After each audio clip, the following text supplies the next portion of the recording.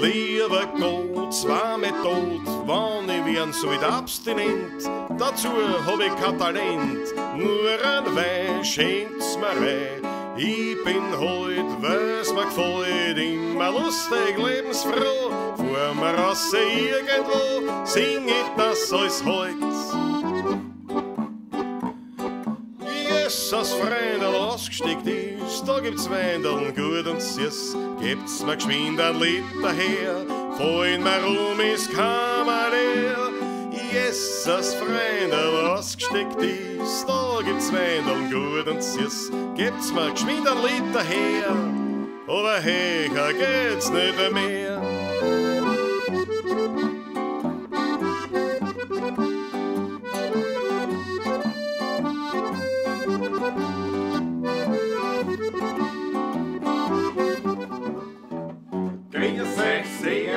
Küsst die Hände, es wird sich mit Musik verwendet. Es spielt für euch die 16er Bullen. Ihr hört Lieder aus früher Zeit und manche Hodern sind schon vorbei. Das Wiener Lied geht sicher nicht verloren. Der Patrick spielt die Harmonika, der Klaus zupft auf der Gitarre. Als Backe spielt ihr noch mit Werner Schau.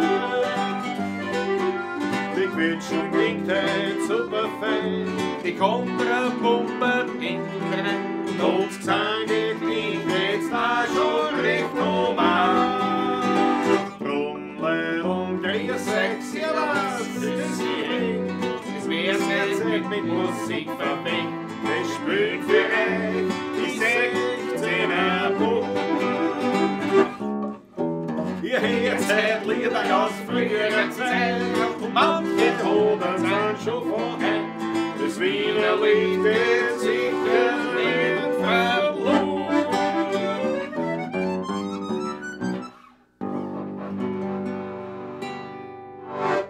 Ja, habe die Ehre, grüß euch gut. Servus und küsst die Hände. Schön, dass ihr dabei seid bei der Pavlatschen. Ausgabe Nummer 92. 92. Du pflegst jetzt dann immer zu sagen, wir nähern uns in großen Schritten dem 100. Weil du sagst das letzte Mal immer, jetzt muss ich es jetzt auch wieder sagen. Jetzt nähern wir uns mit wirklich großen Schritten dem 100er. Es sind ja nur mehr 8 Sendungen. 8 Sendungen? In 2 Monaten ist Weihnachten. Ne? Der 20. glaube ich, ne? Der 21. Ja, nein, 21. ist länger. 20. Dann ist der 20. ja. Mhm. 20. die 100. Sendung. Ja, und wir dürfen euch begrüßen. Ganz große Freude. Wieder aus dem Studio absolut. Donaufeld. Danke, dass ich zu Gast sein darf. Naja, wie immer natürlich eine große Freude. Jetzt schon ein kleines Aviso. Nächstes Mal sind wir zu 99,9% in der Klause. Ja. Weil, ich meine, das ist ja nicht weil, aber es ist halt auch, ja, das steht dann alle mit. Ja, ja, es Ich ist habe nichts drinnen. Ich muss halt wieder so einfallen. Ja. Ich muss halt wieder was einfallen, so dass die Sachen gestoppt wird. Ja. Aber das Blöde ist, wenn ich das eingefallen habe, muss ich es immer wieder runternehmen, also beim Obernehmen rausnehmen. Dann schaue ich mir oft an, ich würde jetzt gerne auf der spielen, aber da muss ich Die nicht E-Gitarre, da kennt das habe ich nicht so arg gehört, Ja. aber das ist ein Wahnsinn. Ja. Naja, Na, geht schon. da muss man durch. Also auf jeden Fall haben wir dann nächste Woche am 2. November, der Dienstag, da hat ja der Patrick Geburtstag. Der wievielte haben wir? Wievielten haben wir? Der 44. 44. 44. Und das heißt, wir feiern eine. Das heißt, wir müssen zwangsläufig Eine zumindest ein XL Latsch machen, ja, das wäre Pavlatschen machen. Also Mitternacht müssen wir da erleben, weil wir dann alle ausstessen müssen auf den Patrick. Das freut mich sehr natürlich. Ja. Ich fühle mich jetzt schon geehrt im Vorhinein. Ja, Muss ich schau, ehrlich sagen, schauen wir, wie viele Leute dann absolut. da bleiben werden, weil die meisten müssen ja trotzdem arbeiten. Ja. Am nächsten Tag. Es nutzt ja nichts. Es nutzt ja nichts. Der Feiertag ist ja der erste. So ist es. So ist Aber es. ich habe an meinem Geburtstag immer schulfrei gehabt. Der zweite ist auch schulfrei. Ja, Das schulfrei war ist. schön. Das war Also echt die schön. Schüler unter euch. Und ja, was soll ich machen? Als erst natürlich der erste Chatschreiber wird bei uns immer als erstes begrüßt, nämlich, und in dem Fall ist es wiederum der Raphael Illmeier. Raffi, servus, schön, dass du dabei bist, ich grüße euch alle auch miteinander. Ich glaube, ich gehe es jetzt nicht alle durch, man kommt so durch, man kommt dann miteinander drauf. Wer alle da ist, also ich komme auf alle zum Sprechen. Aber, ich würde sagen, wir fangen gleich an mit Anbotteln, weil wir durst. Ja, aber durst. Bin ich dabei. Warte, ich werde mein Instrument kurz abstellen. So, bin schon dran. Werner Zierensack, ein Riesling. Weil wir Mehr noch- sage ich gar nicht so, wenn wir nur einen haben. Wir sind noch nicht dazu gekommen, dass wir die weiteren Dauertests, das ist so lahmarschig sind wir Darf eigentlich. eingießen. Gieß, mein Freund, gieß. Ja. Golden, die Farbe. Der Florian ist heute mitsamt Kindern da. Na, da reiß ich zusammen, Patrick. Ui, Das ist schön brav bemühe rechts. mich, ich bemühe mich. Für die Kinder. Super Florian, das ist leibend. Christoph Acker, Christi Gott, Alucard, Franz Brandwein, Marantana, Jana Walter, Robert, Joe Walkerway, Manfred Kraft aus Ottergring. Ihr zwei aus Ottergring, ja. Ja, Joe Walkerway, auch dazu gesellt. Marco Ginelli, Landstrom, jetzt gehst du trotzdem durch. jetzt gehst du durch schon. Weil So ich dabei freue bist. mich immer, weil so wie auch manche schreiben, Gott sei Dank ist Montag wieder, jetzt kann ich wieder die 16er beim Singen so alles leibern. Aber ich muss ja ehrlich sagen, genauso gefreut wie uns dann, wenn wir so im Chat wieder lesen, nicht? Die, halt, weil man sich ja irgendwie schon wieder kennt. Man ein bisschen, kennt sie nicht? ja Wir schon sind ja ein eine Truppe. Wir sind ja eine Truppe. Genau so ist es, ja. Wolfgang Kudin, Hubert Hinkofer, Wildcat, Fritzl Startguss, die Megapamperten, natürlich der Geri 1.0, habe die Ehre, sagt der Raffi. Markus Pristonik, Werner Wichtig, Franz M., Matthias Mariacher, Franz M? Mara. Also, ja. Was? Der Karl M. meinst du, nicht? Nein. Franz M. So Karl zu hören. Ulrich, habe ich vergessen, Karin Albertina Pristonik, der Gigel gesagt, der Markus Volker, Ulis Lonek aus Helsinki, jawohl. Ja schau, warte mal. 1, 2, 3, Way Acoustics oder 123 Way Acoustics. Hallo und schönen Abend. Grüß dich gut, servus. Servus, herzlich Das freut mich willkommen. Ich glaube, die haben wir noch nie gelesen im Chat. Kann das sein? Da begrüße ich dich ganz besonders herzlich. Da fangen wir gleich mit dem ersten Schluck an. Und heißen herzlichst 1, 2, 3 Way Acoustics oder 1, 2, 3 Way Acoustics oder 123 Way Acoustics oder 123 Way Acoustics. Ich weiß jetzt nicht, wie man es anspricht. Er aber wir wird wissen sich jetzt- schorieren. Wir wissen jetzt, wer gemeint ist. Vermute ich doch. Herzlich willkommen in der Reihe der Pavlacisti. Grüß dich gut. Sehr zum Und auf Wohle, alle genau. anderen natürlich auch. Grüß euch. Schön, dass wir wieder miteinander pavlacieren. Absolut Prost. zum Wohle, Prost. Oh,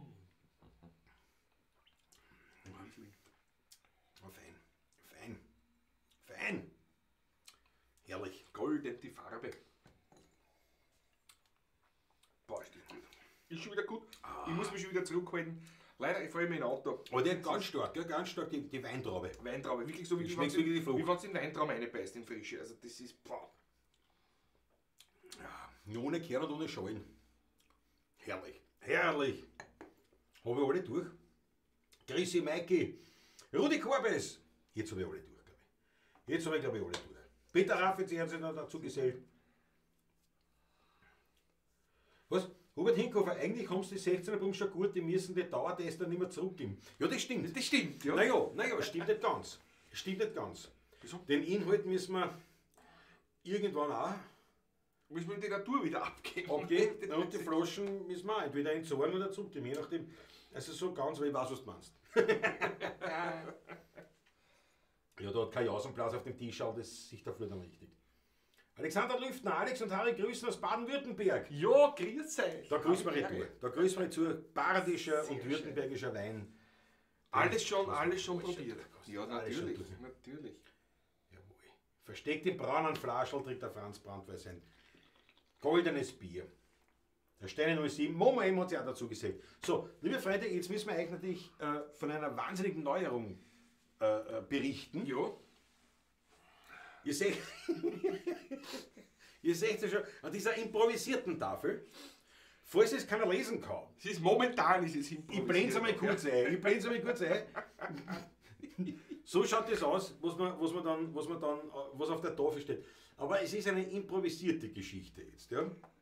Es ist eine improvisierte, was will man damit sagen? Musikverstehen.net ist nicht etwa der neue Kurs, den der Patrick und ich angeben.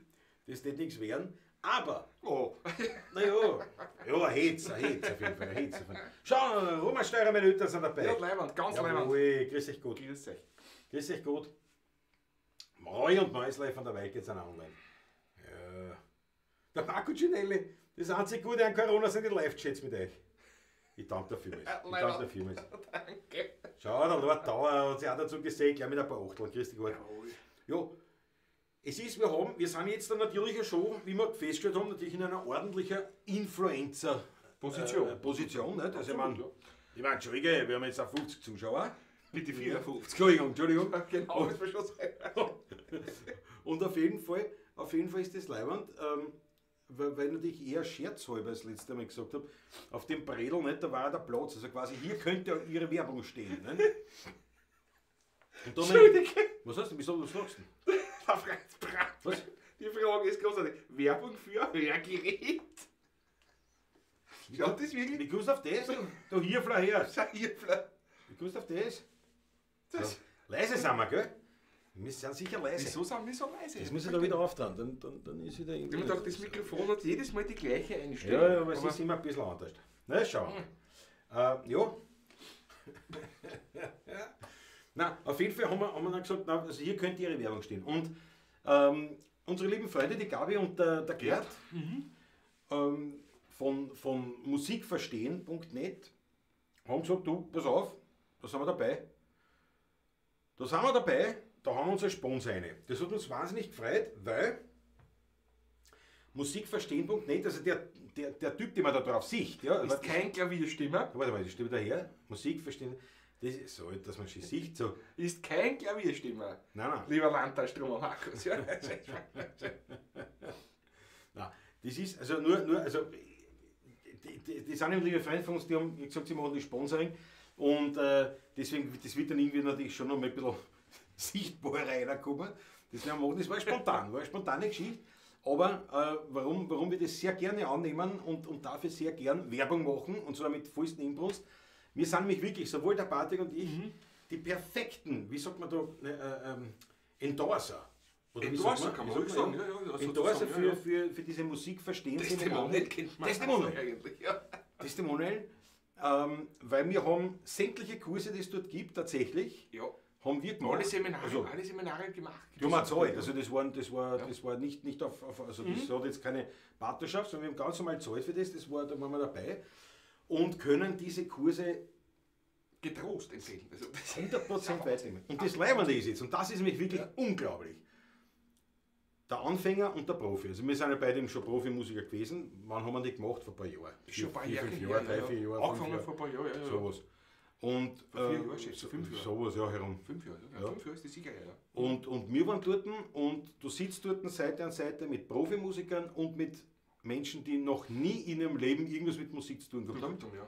Ist überhaupt kein Problem. Ist überhaupt kein Problem und man geht aus und sagt, bist du deppert. Unglaublich, was man da lernt und wie man das lernt. Und das kann ich euch nur empfehlen. Wärmstens empfehlen, also abgesehen jetzt vom Sponsoring, ist das etwas, was wir mit voll und ganz unterstützen können, wollen, sollen, dürfen, müssen, weil wir davon überzeugt sind. Wir haben, wie gesagt, alle möglichen Seminare, die es gibt, haben wir gemacht.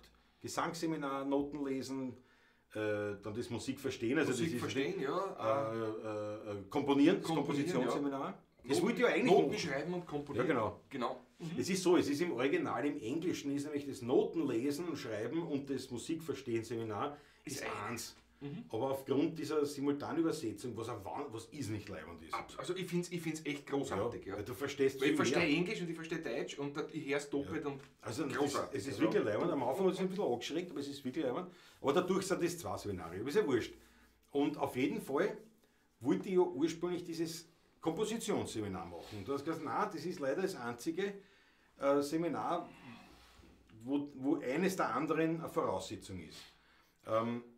Die anderen Seminare kannst du machen, ist wurscht, ja, in jeder Reihenfolge. Aber gerade das Komponieren, das ist quasi das letzte Seminar. Da musst du mindestens. Und das hat eins wirklich einen machen, Sinn, warum ja. das so ist, dass Ja. man die anderen, es geht anders nicht, sonst verstehst du, das ist uninteressant quasi, wenn du das Ja. so gibst. Ja, das verstehst du nicht, weil Verstehst er ein du eigenes nicht, System ja. hat. Und dadurch eigentlich habe ich dann eins gemacht halt. Genau. Du hast mich angerufen vom Seminar, Ja. ich war nämlich nicht dabei beim ersten. Ja, Mit der Klasse angerufen, du, das ist so leibend erst. Und da gibt es ein Gesangsseminar auch. ja, So hat das begonnen, ja. Das war was für die. das war glaube ich nur ein Tag oder 1,5 Tage oder was. 1,5 Tage war das und das war ein paar Tage später. Ja, Quasi. alles wild. Wirklich wild. Großartig. Und wir waren sicher, also wir haben viel besser gesungen noch. Also viel Ja, leichter das für uns heute, selber. also absolut. Also das ist Auf jeden Fall. Also große kein Empfehlung. Vergleich. Große Empfehlung. Schaut mal vorbei, musikverstehen.net. Jeder, der in Musik interessiert ist, völlig mal wurscht, ob du überhaupt noch nie was gemacht hast oder ob du schon Vollprofi bist.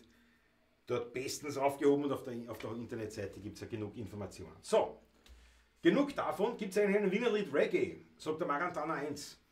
Eigentlich nicht, weil ja Reggae ist ja Reggae und der Wienerlied zeichnet ja was anderes aus. Nicht, weil der Reggae ist ja, der liegt ja von der Synkopierung. Genau. Tja, tja, tja, tja. Und das ist immer Reggae. Wienerlied, aber wenn man jetzt sagt, ein Wienerlied, das man sozusagen auf Reggae gemacht hat, ich könnte mir vorstellen, 5 Achtel in 5 Achtel in Jahren könnte ich mir vorstellen, ja, absolut. Die werden sicher sowas Ein machen. Reggae mit wienerischen Text sicher, bin überzeugt. Aber sonst weiß ich, jetzt also direkt Reggae, also was du wirklich sagen kannst, ja, das ist definitiv ein Reggae. Ich weiß ich nicht, aber von den neueren Wienerliedmusikern wird sicher was geben, sage ich mal. Elisabeth Graf ist da, meine liebe Frau. Servus. Ton ist in Ordnung geschrieben. Sehr gut. Jawohl. Christoph Acker, ich sponsere euch kleinweise, aber bitte hängt ein Bild von mir auf. Ja, Christoph Acker, das ist gut. Ist ja besser, weil die anderen sind verschreckt dann wahrscheinlich. Nein, es ist du hängst nicht auf der weißen Wand. Das sieht man nicht, gell? Jetzt habe ich zurückgeschossen, jetzt habe ich zum Acker zurückgeschossen. Sei nicht so Dings, ich habe die Linse noch. Ja, der ist es nein, der hat es Wir haben uns auch nicht getroffen. Ui. Du, der Rudi Korbi sagt, das ist wirklich zu empfehlen, ein super Seminar. Ja genau, Rudi Korbi. Der Rudi war auch dabei, ja genau. Ja. Leon, wir nehmen einen Schluck vom Riesling. Prost. Und dann spüren wir was.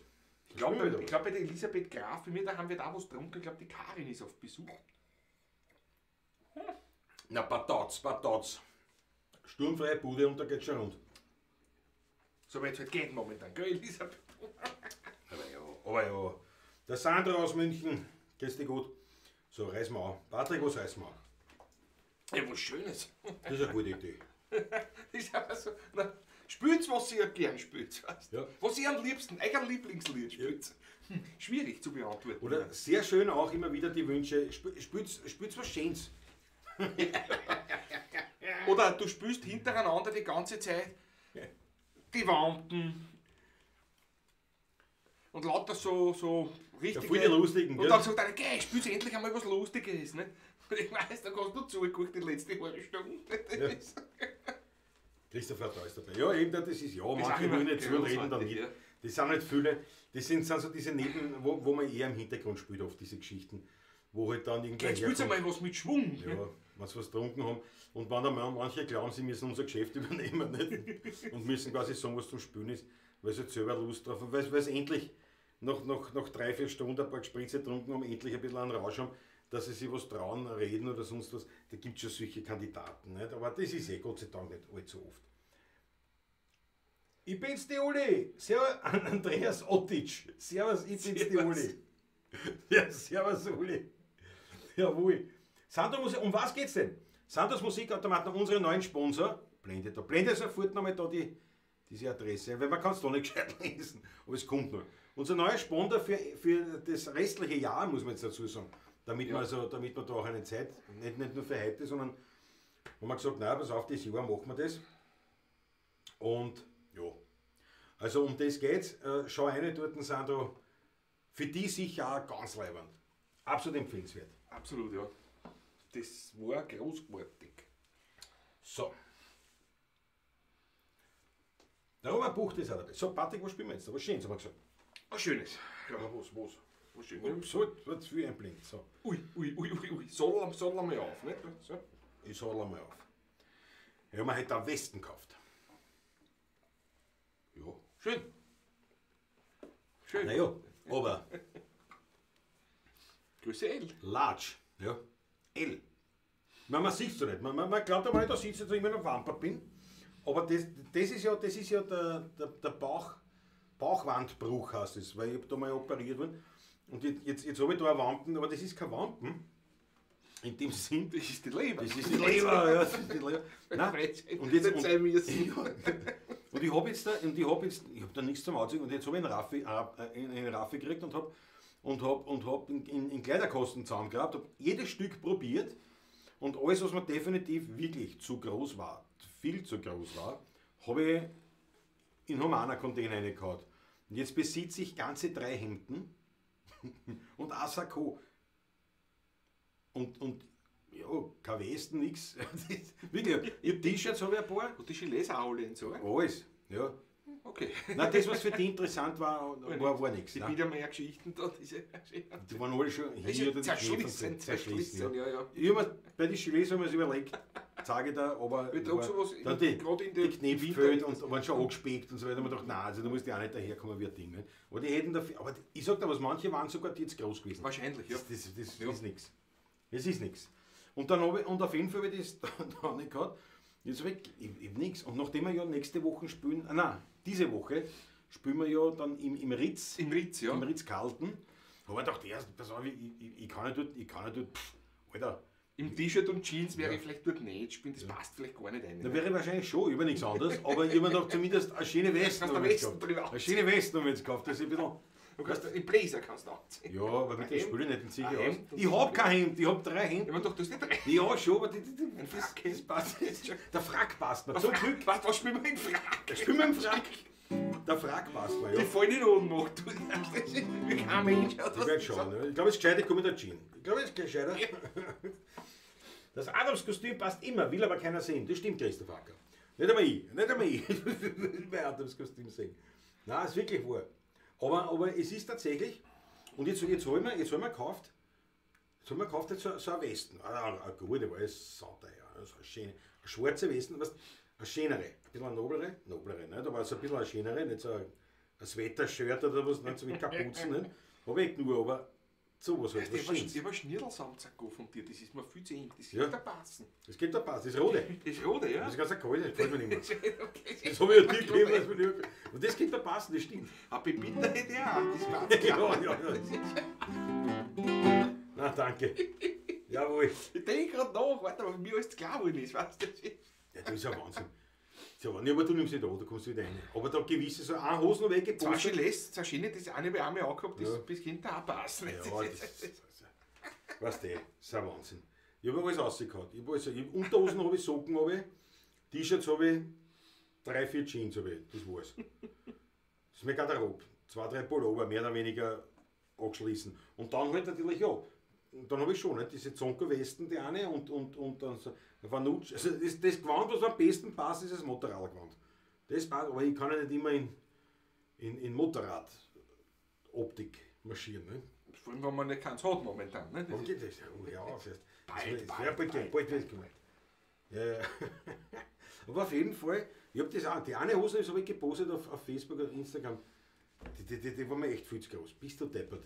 Das Ich war habe mir gesehen, echt das zu Foto. groß. Ja, so. Aber die muss mir damals auch schon zu groß gewesen sein. Was weiß ich. Na, du hast gedacht, da wächst ich noch eine, weißt du? Ja, da wächst noch eine. Die war nicht die, weil eine wächst, kannst du mir Hand tun. Ja, auf jeden Fall wollte ich nur sagen, so eine schöne Westen auch. Also, nicht nur das Dass wir's wissen, Das Wissen. Was spielen wir jetzt? Der schöne Fonte ist auch dabei, jetzt gehen wir spielen. Schickst du dir aus, was zum Anziehen, Christoph Acker? Nein, bitte nicht. Bitte nicht. Ich bin froh, dass ich das alles weg habe. Ich muss noch ein paar Grundsachen. Ein weiß Hemd zum Beispiel war kein Fehler, nicht? Was du sonst hast. Das Frackkämpf kannst du immer anziehen. Nee, aber nein, das passt ja nicht überall dazu. Nicht zum Bläser. Ein normales weißes Hemd. Nein, mit der verdeckten Knopfleiste. Das geht immer. Nein, das geht nicht immer.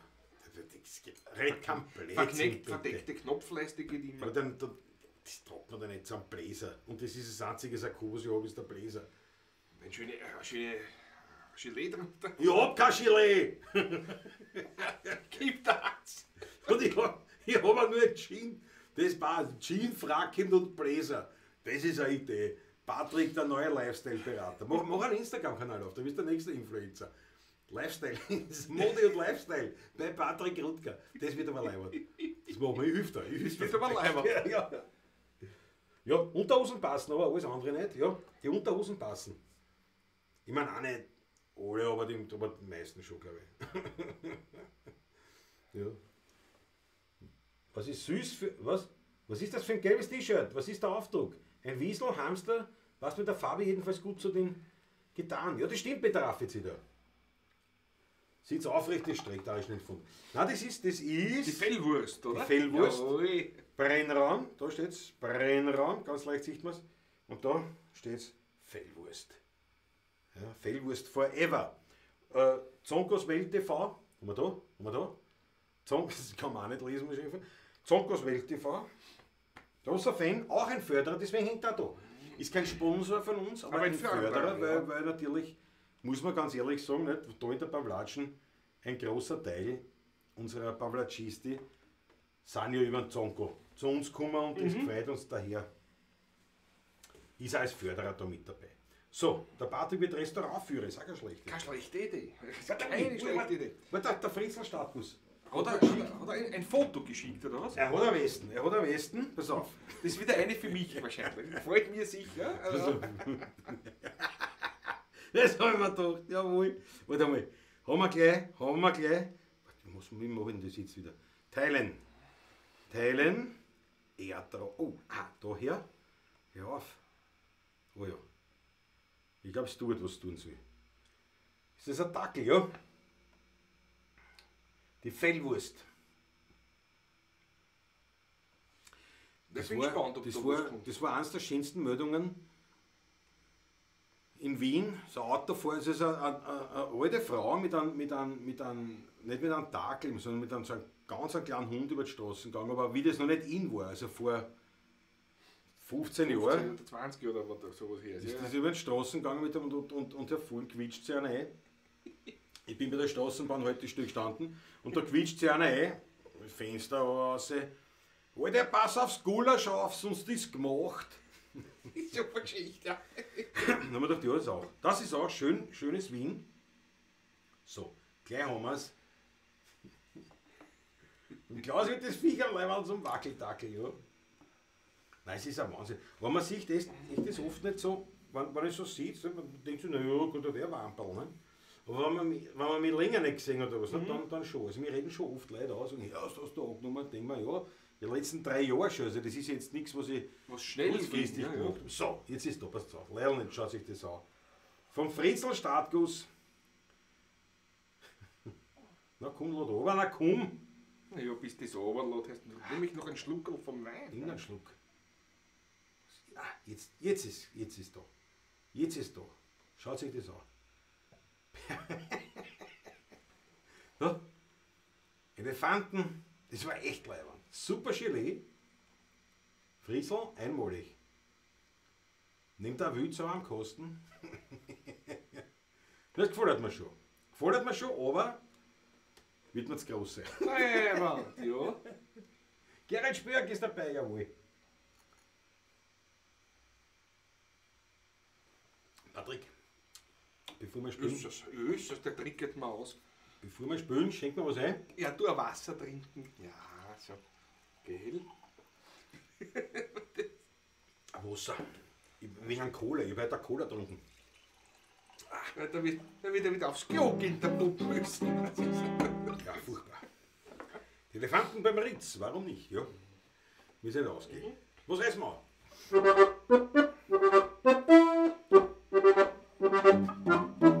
Ich benisse müssen wieder kennen. Bin jetzt keiner, jetzt das war noch schöner. Ich hab alle Mittel, das noch gibt. Und bin überall beliebt.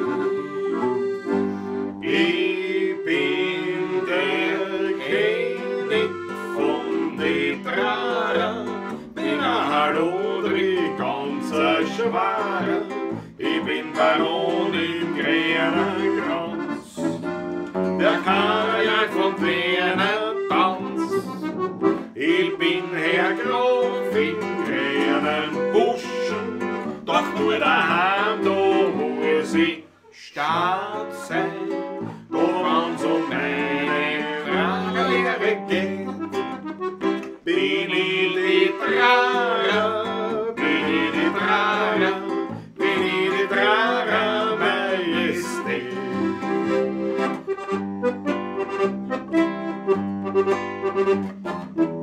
Jeder Hauer tut scharf beworten. Oder rausgesteckt, kriege kleine Karten. Und die Schramen stehen schon vor der Tür.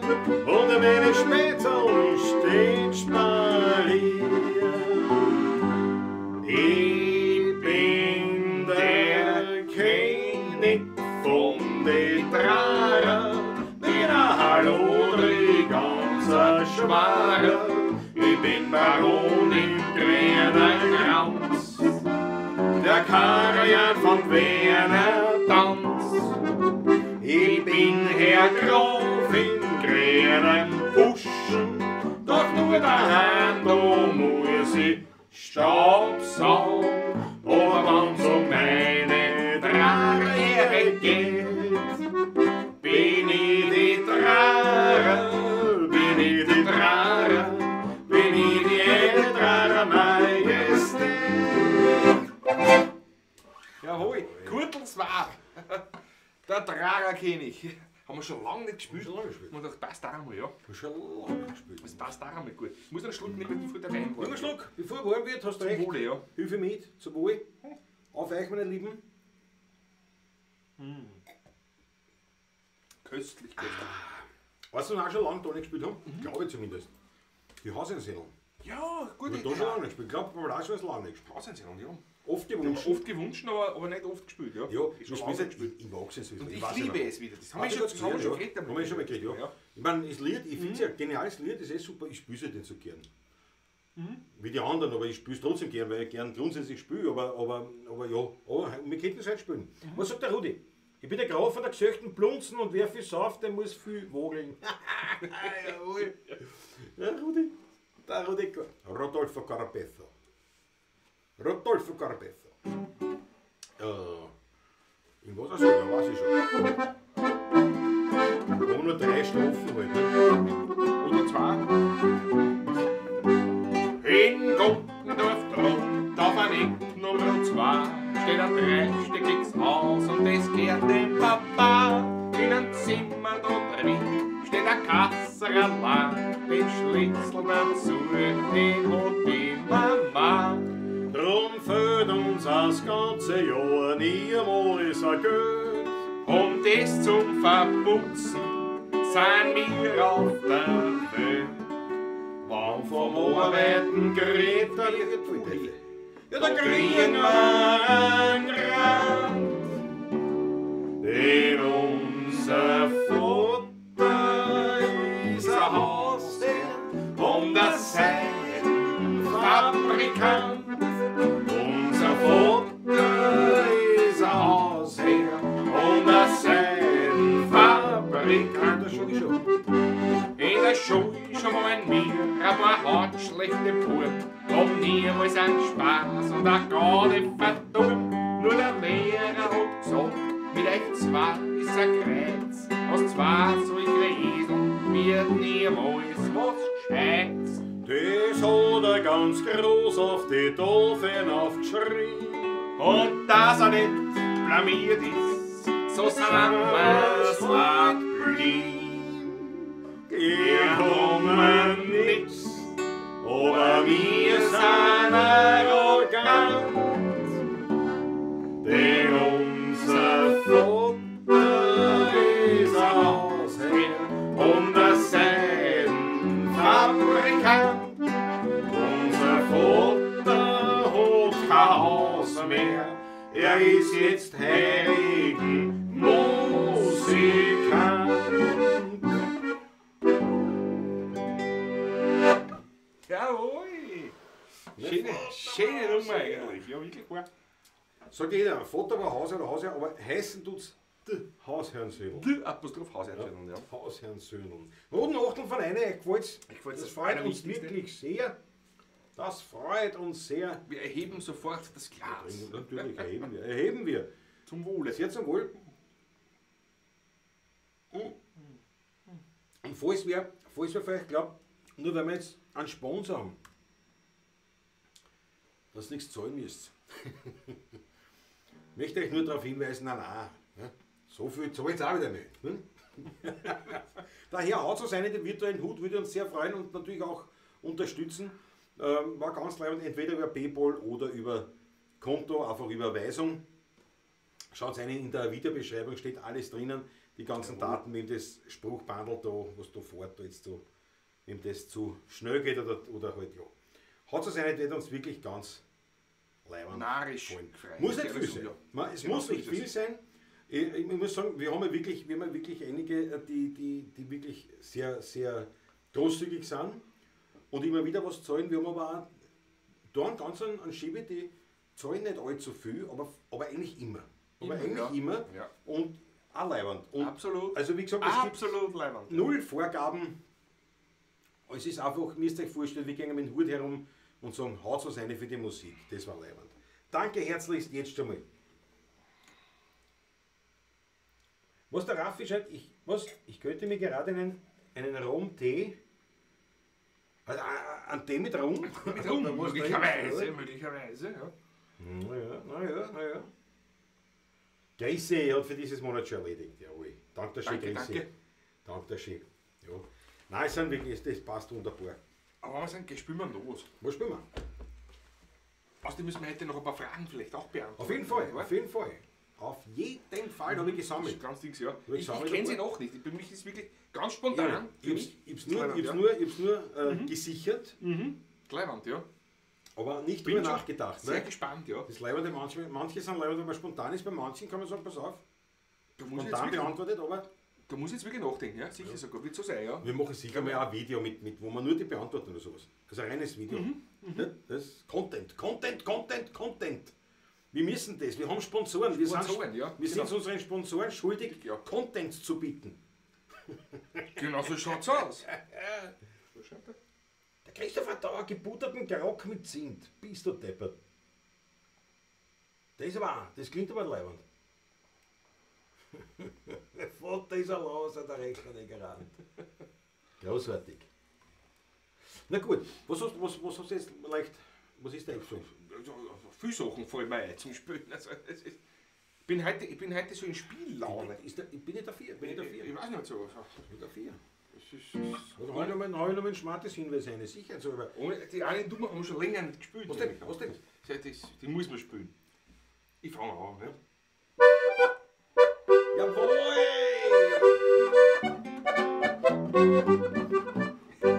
Sie kennt alle, die jemals am Friedhof dort sind. Künstler und Makler, Generaldirektor. Jeder, der wird sie friedlich grüßen. Egal ob's groß oder klein ist. Dafür haben wir ihr was ins Kerbel rein. Ja, bei der Zinse geht man gerne.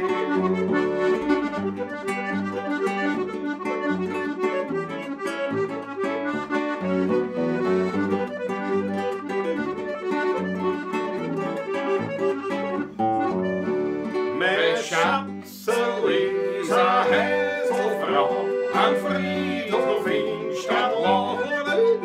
Die Handschuhe geht das Schürzelblau. Mit Zinzi und mit Zinzi aus Stadtlau.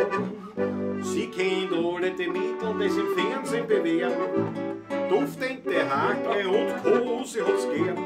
Fröhlich tut sie das und putzen, weil man will sie ja schließlich benutzen.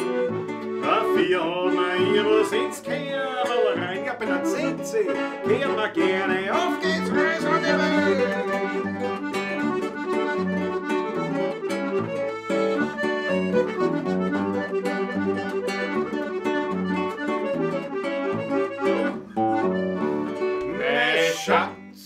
Lisa Häselfrau am Friedhof in Stadtlau.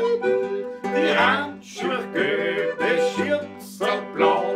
Mit Zinzi und mit Zinzi aus Stadtlau.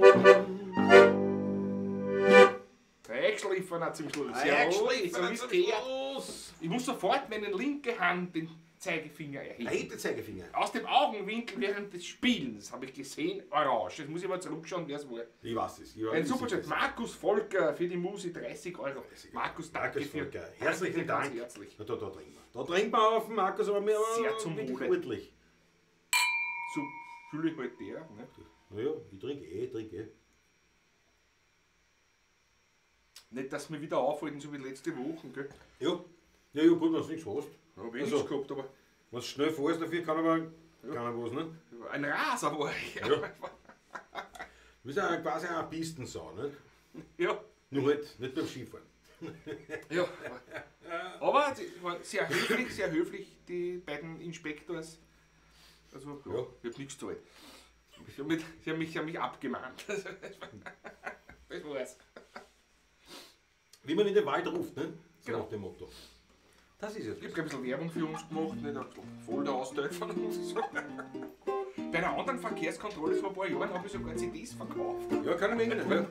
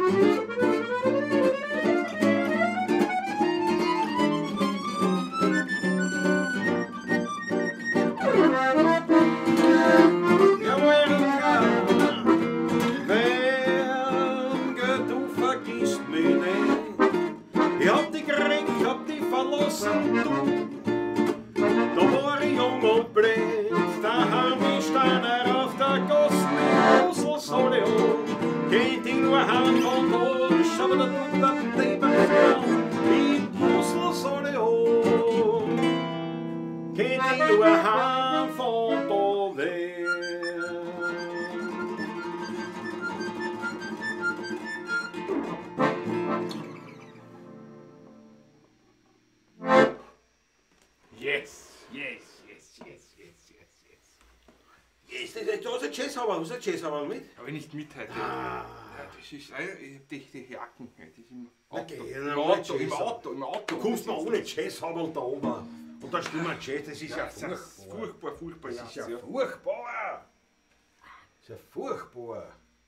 Was haben wir da? Ich hab schon wieder ausgetrunken. Ja, der Heinrich Elefonte kommt zum Konzert der Bluesschrammel am Freitag. Ich freue mich schon riesig am Freitag. Also wer noch keine Karten von euch hat, schnellstens reservieren. Theater am Spittelberg. Am Freitag um 19 Uhr. Ich freue mich schon riesig drauf, wieder mit den Herrschaften zu spielen, wie wir letzte Woche gespielt. Richtig, beim Selic, ja. Vor vollem Haus. Haben sofort einen Termin für nächstes Jahr, für den März Im schon März, gemacht. ja. Mhm. Der Wirt war begeistert, Haus war voll, war leibend, mörderisch leibende Stimmung. Die Bluesschrammel, es ist eigentlich ein Projekt, das gibt es schon fast länger als 15 Jahre. Fast 15 Jahre. Ich glaube genau 15 Jahre, ja. 15 Jahre genau, ja. Wird schon sein. Das war damals bei den Wiener Festwochen so eine Idee von den, was weiß ich, die das halt machen. Zur Schlussveranstaltung. Zur Schlussveranstaltung, Open Air im alten AKH. Und die haben die Idee gehabt, dass man Wiener Lied und Jazz und Blues, also Blues und Rockmusik vermischt. Und da haben sie den Uli Winter von den Untouchables, haben sie da quasi damit beauftragt. Okay. Ja. Und der hat gesagt, nein, ich spiele echt mit Uli Bär ja viel zusammen. Nicht? Uli Bär, jedem natürlich ein Begriff, der den Austropop kennt. Ja. Und haben jetzt mit dem, hat man gesagt, na gut, Uli Bär ist fix dabei, meine Bärchen von die Bluesschrammeln auch, nicht? Von den Untouchables. Der Herbert Nowacek am Bass und der Toni Grieber am Schlagzeug. Und es fehlt eine Wiener Partie. Und dann hat er herumgefragt und das war eigentlich ganz leibend damals, weil... Von einem ganz lieben Freund, ja. Genau, von einem Musikerkollegen, einem Wiener Lied-Musikerkollegen wohlgemerkt. Auch, aber sein Spezialgebiet ist ganz was anderes. Jazz natürlich nicht. Ist eigentlich der Gospel. Achso, der Georg war das. Der Georg Welkuni war es, ja. Das ist jetzt mit Peter verwechselt. Richtig. Und der hat gesagt, so für solche Spompanadeln nimmt er die 16er Buben, die sind bei sowas dabei. Und so hat das dann begonnen. Ja. Und wir mischkulieren sozusagen Wiener Lied mit Blues und Rock und es ist echt leibend. Also es ist einfach leibend. Es macht es. Der, Macht der, einfach Spaß. der Punkt Also, ist der, wie man Riesenhetz. absolut. Ja, weil das Wesentliche ist das. Also wir haben damals halt dann einmal geprobt, wir haben 2, 3 Proben gemacht für so ein Programm und dann ist also dieser Event näher gerückt und genauso sind auch die Regenwolken näher gerückt und es war also mörderisches Regenwetter über 2 Wochen, glaube ich. Und das war wirklich nur möglich als Live-Veranstaltung Open Air. Und da hat uns der Veranstalter das dann angesagt. Ne? Und dann haben wir halt gemeint, naja, jetzt sind wir mal im Probe und wir haben so ein Hetz gehabt. Wir haben miteinander. wirklich fest und fleißigst geprobt damals. Ja, das Ein paar Mal und wir haben gedacht, wir verstehen uns aber auch wirklich gut eigentlich. ein mörderischer Hetz gehabt. Und dann haben wir gesagt, na, Leidl, das machen wir. Und im Endeffekt rennt die Geschichte so, der Uli Winter kommt meistens zu mir und wir baldowern so ein paar Ideen aus und dann tut er das, Gott sei Dank, In eine Form bringen. In eine Form Bringt es in bringen. eine Form, bevor er uns andere dann konfrontiert. Und dann genau, dann werden die anderen konfrontiert damit und dann proben wir das dann. Das ist ein Riesenhetz. Also wer noch Zeit hat, auf der Homepage 16erburm.at, jetzt habe ich zu viel denken. Nächste Woche am 29. im Theater am Spittelberg. Es wird ein Hetz. Absolut. Außerdem ist das Theater dort echt leibend da. Es ist eine schöne Außerdem. Bühne dort, ja. Wirklich. Außerdem, Ich schenke sofort nach. ja, danke. Und es ist halt, wirklich allein das letzte Konzert für heuer. Und es ist schon tatsächlich ein bisschen eingeschlafen gewesen, diese Blues-Schaume-Geschichte. Ja. Mit Corona. Corona, ja. Und jetzt hat es wieder ein bisschen an Fahrt gekriegt. Weil Ja, Seelisch war wirklich leibend. Und wir sind nach wie vor die Alten. Also. Definitiv. Super Konzert gemacht in Stadt Schleining. In Stadt Schleining, in der Burg Schleining. Schleining. Ja, ja. War auch, das war ein Ganz Festival, leibend, ja. das Blues and More Festival war das. Also dort haben wir, also muss ich echt sagen, wir sind dort super angekommen, weil das natürlich eine ganz andere Welt ist und halt in dieser Form der Mischung ist es halt wirklich skurril auch. Und das haben wir, ja, also wer Lust, Zeit hat, wie gesagt, 16er.at, da findest du natürlich Gibt ein nächstes Video sogar auf Facebook, wenn du schaust. Vom letzten Konzert. Ist Ja, schon, Hat auf Facebook auch, das ist auch Der geil. Edi Scholz Hat er hat das geteilt auf Facebook mit einem YouTube-Link. Auf Ja. seine Seiten, ja.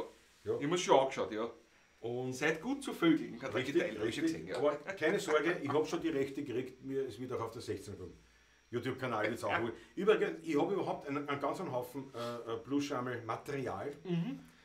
Hat er der Ewald geschickt wahrscheinlich, nicht? Ja, ne, und ich habe von früher noch. Ich habe von früher noch unglaubliche Mengen, aber eben das ist das Problem, ich habe unglaubliche Mengen. Das muss man einmal sichten. Allein das Sichten, das dauert halt schon so lange. Und das war jetzt ein bisschen das Problem, aber es wird sicher von den Blueschammel noch einiges ins Netz kommen, auch auf unseren Plattformen, die ihr bitte bei der Gelegenheit teilt, liked, abonniert. Was kann man noch? Weiterempfehlen. Weiter. In jeder Richtung. Richtig. Machen wir da, spielen wir gleich was. @allpavlacisti, bitte schreibt an hörerservice@radio886.at und wünscht euch ein Lied von den Buben. Morgen wird nur Musik aus Österreich spielen. Kriegst du Fakt, das über Leibwand. Das ist eine gute Idee auch, ja. Warte mal, das kann nicht da einer. Ja, bitte macht's das. Hörerservice@radio886.at. Hast du den Blues im Fuß? Herr Elefant, ja, müssen die heute fast den Blues spielen. Den machen wir, oder? Machen wir gleich. Machen wir gleich, sicher. bitte. Immer wenn es was spielt, so wie ein Termin. Das fällt mir. Rudi Korbes. Was bist du am Taschel auch wieder nicht dabei? Der spielt das selber, weißt du? Das ist ein Wahnsinn. Ja, Wahnsinn. naja. Wahnsinn. Wieso sitzt du davon? Du hast das so wohl. Ja. Sehr leibend. Ja, herrlich. Irgendwas verpasst du? Nie wieder ohne Jazzhaberl. Falsch am Motto, vollkommen richtig. Jawohl. Ja, pass auf. Vollkommen- Vollkommen vollkommen jetzt am richtig. Blues spielen. Nein, jetzt bring musst ich bring der Haberl. Was soll ich machen? Du kannst nicht da sitzen ohne Jazzhaberl. Naja, das ist ja kein Jazzhaberl, was du da hast. Das ist ja, Ja, da kann man da gar nicht raus. Nicht? Jetzt muss ich mehr heben. Ich nehme auch 300 Kilo. Du? Meine Verstehe ganze ich das. Einstellung des Sessels ist beim Teufel.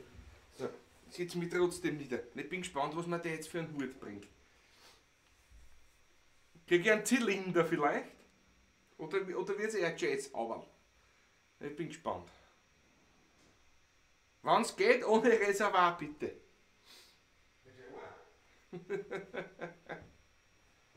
Ja, Schon da, da kommt er schon. Da? Der Original. Yes. Aber original. Na was? Ja, das passt wie angegossen, das gehört schon wieder, glaube ich. Besser als mir, Ja, scheiße. ich habe auch gehabt. Das habe ich jetzt davon. Oder davon, ja. Das habe ich jetzt davon.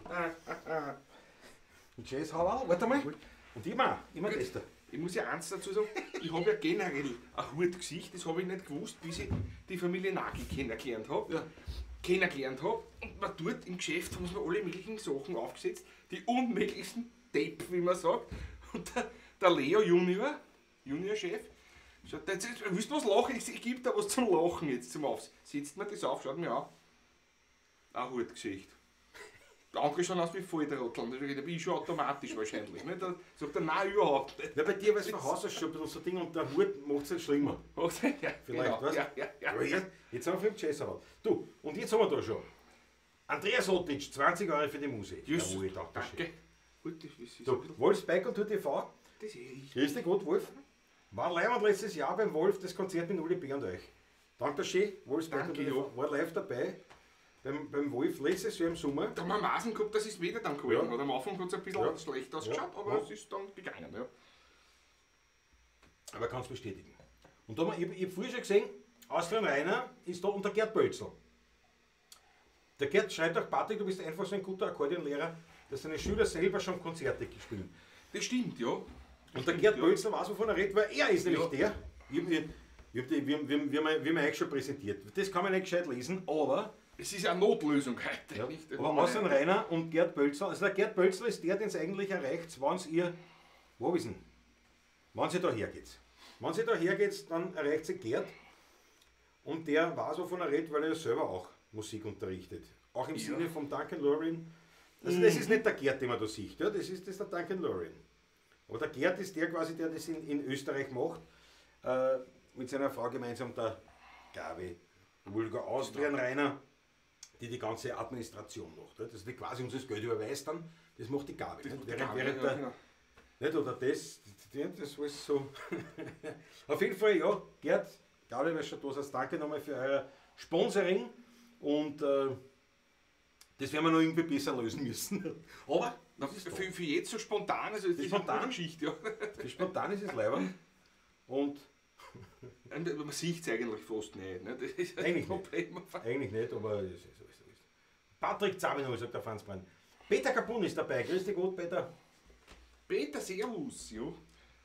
Der Christoph Aus Radau, dem ja. Weinviertel. Ja.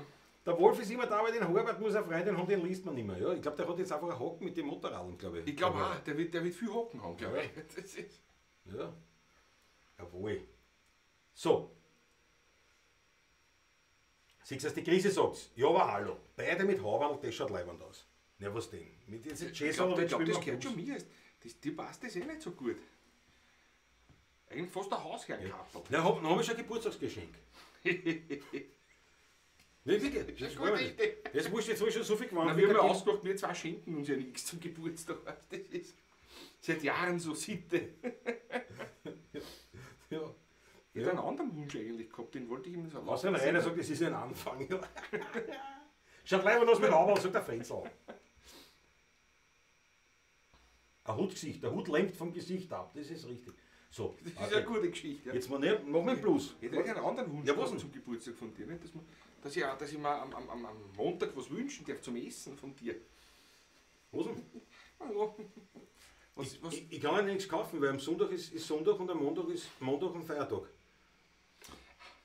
Ich hätte eine Zungenwurst aufgelegt und alles Mögliche. Nein, das ist Aber das geht leider das nicht. ist nicht notwendig. Aber wenn man doch vielleicht ein Reisfleisch hat. Das war eine Geschichte gewesen. Ja, aber das ist ja beim Spülen Arsch. Naja, wann sollen das Fleisch kaufen? Ja, am Das ist Samstag. am Samstag, ja. Baut nur noch auf, wenn man dann am Montag ist Reisfleisch. Ja. Na schauen wir mal. Ja, Können wir ja vom früher Samstag das fahr ich erst können wir- raus. Können wir ja vor der sehen. Achso, nein, das ist nichts. Gell? Na, vielleicht muss ich eins mitnehmen. Also, das ist Nee. Na, schauen wir mal, wie wir das machen. Schau mal. Schau mal. Der Bärentrollen liegen die nicht sonst im Auto auf der Hutablage, ja? Deswegen ist es eine Hutablage. Ja, ja. Du Sommer auch nicht liegen.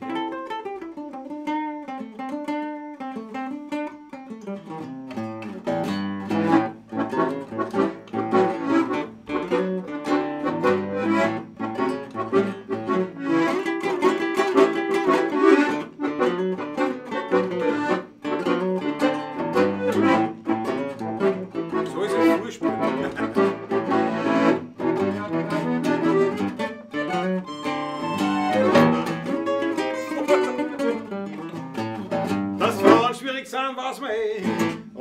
nur bei einer kannst du mehr, dann kommst du auch niemals zum Ziel.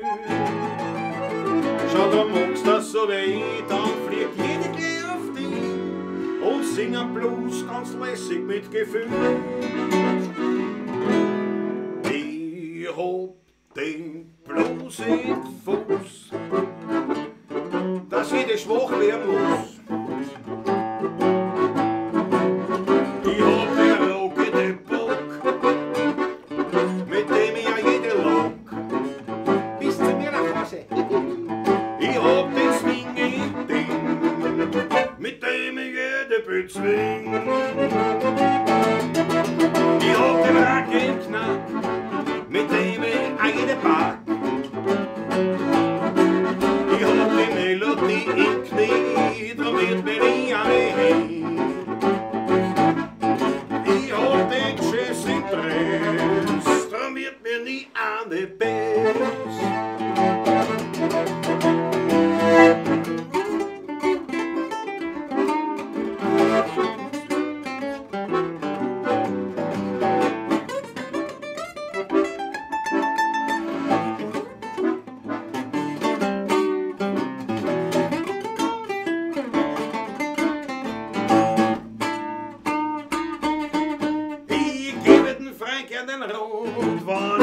Notwendig hat, schau so mag's bei die Frauen an Ries. Braucht er nix erklären, du musst mir nur gut zuhören, dann merkst du gleich, wie lässig dass das ist. Ich hab den Blues im Fuß, dass jeder schwach werden muss. Ja, bei mein Gewicht. Ich hab den rockenden Bock, mit dem ich ja jede lock. Dann flog ein bisschen Elektro. Ich hab den swinging Ding, mit dem ich jede bezwing. Ich hab den Rackenknack, mit dem ich auch jede pack. Ich hab die Melodie im Knie, du wird mir nie eine hin. Ich hab den Schiss im Dress, drum wird mir nie eine Bess.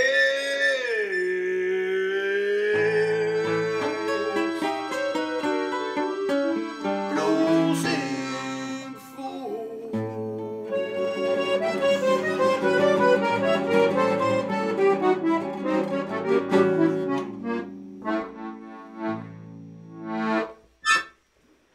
Yeah! Hui. So, tschüss, hallo, wa? Tschüss, hallo, Der ist wa? halt sofort wieder unter. War ja Blues eigentlich. Gibt Betrag wen, Schau, aber die Hochtel vor. Die Hochtel vor. Ich muss das haben, ich schenke es zum Geburtstag. Alles Gute zum Geburtstag. Dankeschön.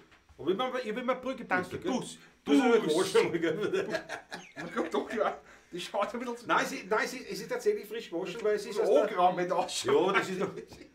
Das ist genauso gefallen. Es hat schon die getragene Patina. Ja, hat es auf jeden Fall. Ja, aber es wird schon vorher gehabt.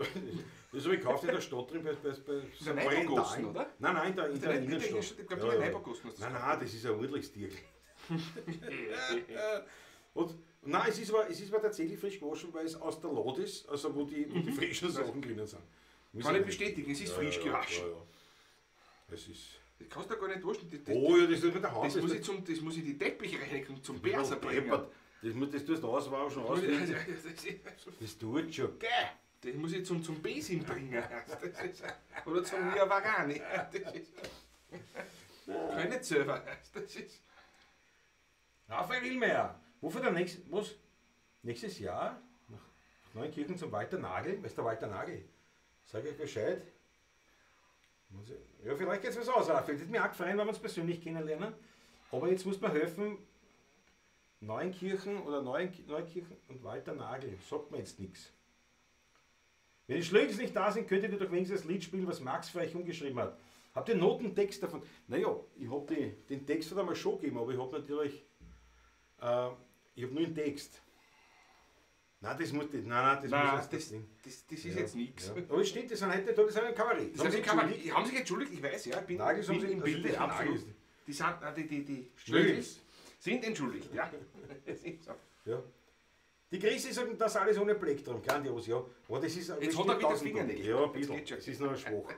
Aber es ist halt mit dem Plektrum, ich kann es halt nicht so gut. Ich meine, E-Gitarre, was wir machen, das habe ich halt gelernt mit dem Plektrum, dann geht's. Aber sonst, ich tue mir leichter ohne, weil ich halt ohne Spiel viel.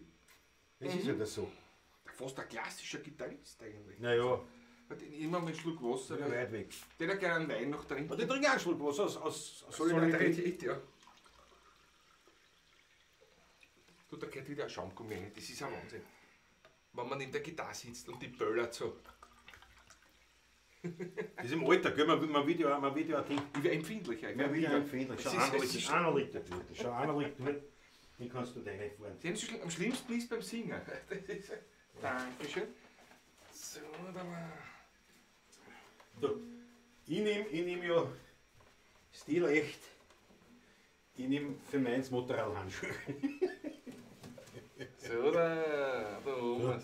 Wie sieht das aus überhaupt? Ja, Geht's gut Film aus? ist, man, optisch schaut es jetzt nicht so schön aus, aber es ist eine Wohltat. Eine Wohltat. Ja, ich hab Motorradhandschuhe rein. Jawohl. Das ist wie tot der Raum geht, ist kein Hall mehr da. Das ist Ja, tot würde ich jetzt nicht. sehr angenehm. Ein Schluck Wein nehmen. Sehr, sehr, sehr angenehm, ja. Das rechte Decken, was mitschwingt nach wie vor. Was ist da? Ist was passiert? Ich muss das da ein. Ich muss einblenden. Ein Schmattes, das muss ich einblenden. Das ist Geschäftstüchtigkeit nennt man das. Harry Schneider-Fonte schreibt, das größte Kabarett ist Montag 2015, Doppelkonferenz Rutger Steurer. Das ist mehr Pavlatschen bei uns eigentlich. Mehr so Genre fast. Ne? Stegreiftheater ist Ja. das fast. Naja, nicht froh. Wir haben einen roten Faden, aber das war jetzt auch schon. Ja. Den haben wir kaum, dass wir gehabt haben wir schon verloren auch. Aber roter Faden ein bisschen ist schon quasi Ja, absolut, ja. die Blueschameln. Blueschameln ist ein bisschen ein roter Faden, weil wir ihn da wieder gespielt haben und weil das echt leibend ist. Und weil wir da gemerkt haben, und wie gesagt, das ist schon nächstes Jahr fix wieder mal Seelisch im Vorstadt Beisel Seelisch in Stadtlau, im 22. Bezirk Donaustadt, berühmter Stadtlau, wo auch die Heiselfrau am Friedhof Daheim ist. daheim ist. Dort großes, eines der letzten, muss ich wahrscheinlich auch überhaupt das ja, eines der letzten wirklichen Bühnenwirtshäuser noch. Ja, kann man so sagen, ja. Wo du ein Wirtshaus und du hast einen Saal mit Bühne, richtig. Das hast du immer oft. Der Wiener braucht keinen Pass. Das war halt nett von euch. Dankeschön, Peter Der Kapau. Peter, das kennen wir leider nicht. Leute, das tut mir leid. Tut mir leid. Das kenne ich gar nicht. Kennen tue ich schon, aber Der Wiener braucht keinen Heimatschein. kein Heimatschein gibt es auch, ja. Ist ein anderes Lied? Ich glaube, der Wiener braucht keinen Pass, das gibt es auch. Der Wiener braucht keinen Pass. Peter Kapau. Sorry, das tut mir leid. Das tut mir leid. Wofür sind die Eierkarton, Schaumgummis an der Wand zwischen den Gitarren? Ja, das ist, die helfen nicht viel. Oh ja, es mildert Nein, schon. es ist schon- Das hilft schon. Die sind, die dann die Akustik, wie heißt es dann? Sie brechen den Schall, sie schlucken den Schall eigentlich, kann man sagen. Der Schall wird nicht reflektiert Der wird von nicht- dem, ja, ne, durch die der wird- Form, die ja. das hat eigentlich. Ja, das wird eher gebrochen, der Schall, nicht? Weil ja, Du weil brichst der aber, der kommt zurück, nicht mehr ne? retour. Der kommt Ja. immer zurück, Ja. ja. Und dadurch ist der Raum nicht so hallert. Weil es halt relativ viel im Raum. Jetzt ist viel besser. Jetzt ist schon viel besser, Keine weil Frage. Teppich rein und dann muss ich, an der Decke muss ich noch was tun, aber es wird immer besser. Und eben so Wandteppich, das ist alles für das da, dass der Sound, dass die Akustik ein bisschen trockener wird. Weil sonst zu sehr halt. Christoph Acker. Schmattes für euch, Schmattes, 2 jawohl. Euro und 5 Cent. Dankeschön. Christoph Hacker, Das ist- Wahnsinn. Danke Prost. Danke dafür. Weil Wir sehen uns jetzt wirklich irgendwann einmal. Ja. Du ja, musst da, die Linse zurückgeben. Das ist- weil da muss ich schon sagen, der Christoph Acker, nicht das glaubt, ist ein Schnurrer, weil der Nein. immer noch 2 Euro, das macht immer da Hitz, oder? Der Christoph ist wahnsinnig großzügig und hat immer wieder einen ordentlichen Schmattes, ich glaube über PayPal. Und also, nicht das glaubt, der tut das, ich meine, er verarscht uns mit den 2 Euro, aber er ist ein ganz alleiner Unterstützer. Danke Christoph an der Stelle. Und ich sage, na ja gut, und seine 2-3 Euro, was er da immer rein hat, das summiert sich auch. Summiert sie nämlich auch. Ja, das ist Darum habe ich gesagt, der Büdelaufhänger, habe ich gesagt, das Büdel haben wir eh da. An der weißen Wand, aber es ist, Ihr kennt das berühmte Bidet. wir brauchen einen von den Farben. Wir haben es schon anders eingeblendet auch gehabt. Nicht? Also, aber Warte mal, da muss ich jetzt da her schauen. Pass auf. Harry Schiller-Foto ist auch schon frech heute wieder. Da ist aber nur der Raum trocken. Ja, na klar. Wir sind wir froh, dass der Raum trocken ist. Nein, also ich zeige euch jetzt ein Foto von unserem Förderer Christoph Acker. Das war vor 3 Jahren, war es in dem Raum noch ganz anders. Ja, das stimmt. Und das ist eigentlich an der weißen Wand hängt, aber das sieht keiner. Daher blende ich es jetzt ein. So. Von der berühmten Stadtgusstrophe. Und ja, wie gesagt, das Bild, es hebt sich halt nicht auf von der weißen Wand, das ist das Problem. Ist das ehrlich? Ich glaube, wir sind die Einzigen, die Fans verarschen dürfen. Ne? Ja, das wer weiß ja, mit wem man es machen kann. Ne? Es ist immer wieder groß. Das ist herrlich, oder? Bitte, Christoph, geh in die Sonne. Geh raus. Nicht immer nur mit dem Motorrad gefahren und mit dem Helm. Geh raus. Na herrlich. Nein, er schaut in Natura nicht so aus.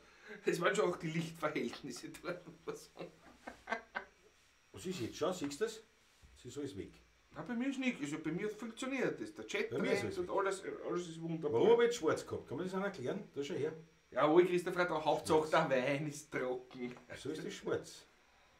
Weiß ich nicht, hat er wieder wo druckt? Ja, pass auf, das muss ich jetzt korrigieren. Zack, da sind wir wieder. Gott sei Dank. Ja, Gott sei Dank. Aber es war eine Schrecksekunde. Oh, es ist schwarz, bei mir jetzt auch. Das ist ja offenbar für alle sichtbar. Nee, bei dir jetzt arbeitet es im Nachhinein. Ne? Ich wusste nicht, ob das für alle, ich dachte, das Für ist nur alle bei der dir. Klar, für alle. Ich dachte, das für ist nur alle. ein Ausfall bei dir. Waren schon schwarzer für alle. Das ist ganz klar. So, das muss schon jeder sehen. Ja, das hat schon jeder. Dazwischen halt das Haus. Solange diese Fehler behoben werden, ist es überhaupt kein Thema. Was sagt die Grüße? Richtigerweise muss ich sagen, eines der letzten Wirtshäuser im 22. Bezirk. Ja, das kommt auch noch dazu. Ja. Obwohl beim 22. die kämen nicht so gut aus. Wird schon noch ein paar Wirtshäuser geben, aber natürlich auf jeden Fall eins der besseren auf jeden Fall. Also wo du sagst, ja, ein echtes Wo der Wirtshaus. Chef so in der Kugel steht noch. Das Der Thomas, der Sohnemann, ja. Und ich glaube, was hat er gesagt? In der 4. Generation? 4. oder 5. Generation, So. glaube ich, ist das jetzt Kann schon. sein. Das sind schon Das ist echt lang 1800 dort. Ja. irgendwas, ja. Ja, die sind schon echt lang dort Ja. und haben eine super Kugel Ja. große, und haben eben dort Weltveranstaltungen und immer eine tolle Bühne. Und für die Kugel auch gut, muss man ehrlich sagen, weil das habe ich so richtig live mitgekriegt letzte Woche, ja. Ja, absolut. Wir plaudert haben mit ihnen auf. Fritzl Stadtguss, eine Weltaussage. Ein Farbenspiel, wie es die Natur noch nicht gesehen hat. Jawohl, Christoph Acker. Der Fritzl ist mein Freund. Der Fritzl ist mein Dabei Freund. heißt immer, dass Weiß keine Farbe ist. Das stimmt. In der Wintersonne darf ich auch schon raus. Walter Nagel ist ein guter Gitarrist, spielt auch mit Kontragitarre. Keinen privat gut. Kontragitarre. Walter Nagel. Ja, Nagel ist. Der Walter ist ein Jazzgitter, Walter Nagel ist ein Jazzer. Jetzt dämmert's mir. Moment. Patrick, schau schon nach. Ich schaue sofort. Es dämmert Ja, nämlich, googeln, aber googeln. es dämmert noch nicht so. Hey Siri, wer ist Walter Nagel? Was ist jetzt? Markus Hoffmann. Jetzt ist das nein. Der Landtagsstromer schickt mir ein Büdel. Heute hat der Charlie mit die Östers noch schon. Der Charlie. Warte mal. Da haben wir gleich. Sofort teilen, ja. Gucken wir. Walter Nagel, ja. Nein, kenne ich nicht persönlich auf jeden Fall. Auf jeden Fall muss man sagen, natürlich Fritzl Stadtguss, ein Wahnsinnsaussage. Das ist auch ganz eine vielseitige mit von Obergreiner angefangen. 14 Lebensjahr spiele Gitarre, zuerst klassische Gitarre, danach E-Gitarre. 3 Jahre später die Band gegründet. Einstieg bei den originalen fidelen Ausspangen hat er angefangen zu spielen. Großer Fingerpicking-Technik-Spezialist, bla bla bla bla bla und so. Ja, schaut aber so. No? Großartig. Da lernt man Leute kennen. Tolle Geschichte. Und er spielt auch Kontragitarre offenbar in der Zwischenzeit. Ja. Das ist sehr interessant auch, ja. Ja. Absolut leibend. Da bleiben wir dran, Raffi. Da bleiben wir dran, vielleicht. Spielt auch sehen wir uns Dobro persönlich. und Mandolin und so, also da sieht man. Ein Foto. Alles klar. Ja, sagt mir aber nichts, sagt mir optisch jetzt auch nichts. Also, kenn ich jetzt nicht Der mehr. Name hat mir nämlich, ist mir schon untergekommen. Weiß ich nicht, ja, aber Nagel. Ich Nagel glaube gibt's über einen mehrere, Jackal. Ich ne? glaube über einen Jackal. Ja, Ist kann mir sein. mal untergekommen. Ja, Der ja. Nagel, weil da gibt es einen berühmten Karl Nagel. Den schreibt man mit L, ohne E. Nur Ja, Maggi. gut, ja, das weiß ich nicht. Was das ist so eine Sache. Das ist so eine Sache. So, warte, wo habe ich jetzt da vom Landtal Stromer einen würdigen Zuseher? Wobei der Hund, der Charlie, ist glaube ich nicht sonderlich begeistert von der Pavlatschen, so wie er reinschaut. Ich meine, er ist entspannt, also es stört ihm nicht, aber es ist halt, ja, na schau, na leibend. Aber Begeisterung stürmisch schauen anders aus, oder wie? Naja, landet halt da und schlaft und denkt sich halt, ja, wann gibt es wieder was zum Fressen. Wie halt Hund so sind. Das ist halt so. Bei uns nicht anders. Also. Ehrlich. So, Patrick, wir müssen was tun, wir müssen was spielen. Die Leute rennen uns davon. Eine berühmte Aussage damals, gell? Ja. Waren wir ganz jung, haben wir gespielt. In der alten Presse. Ja, die gibt es eh nicht mehr, den Heurigen. Alle, die uns ungut behandelt haben, gibt es Alle nicht mehr. zugesperrt, ja. Stimmt. Das ist richtig. Die Magie der 16. Nein, wurscht, willst du ja nicht, aber Nein. ja, war ein Heuriger und ich war auf der Uni. Du hast eine Prüfung gehabt. Oder Ich war auf der Uni, ja, ich habe Kurs oder irgendwas gehabt und auf nach dem, und ich habe gesagt, hey, ich komme so schnell ich kann, aber ich komme nicht pünktlich. Um 7 nicht oder was, sondern ich komme Ein paar Minuten später, eine Viertelstunde später.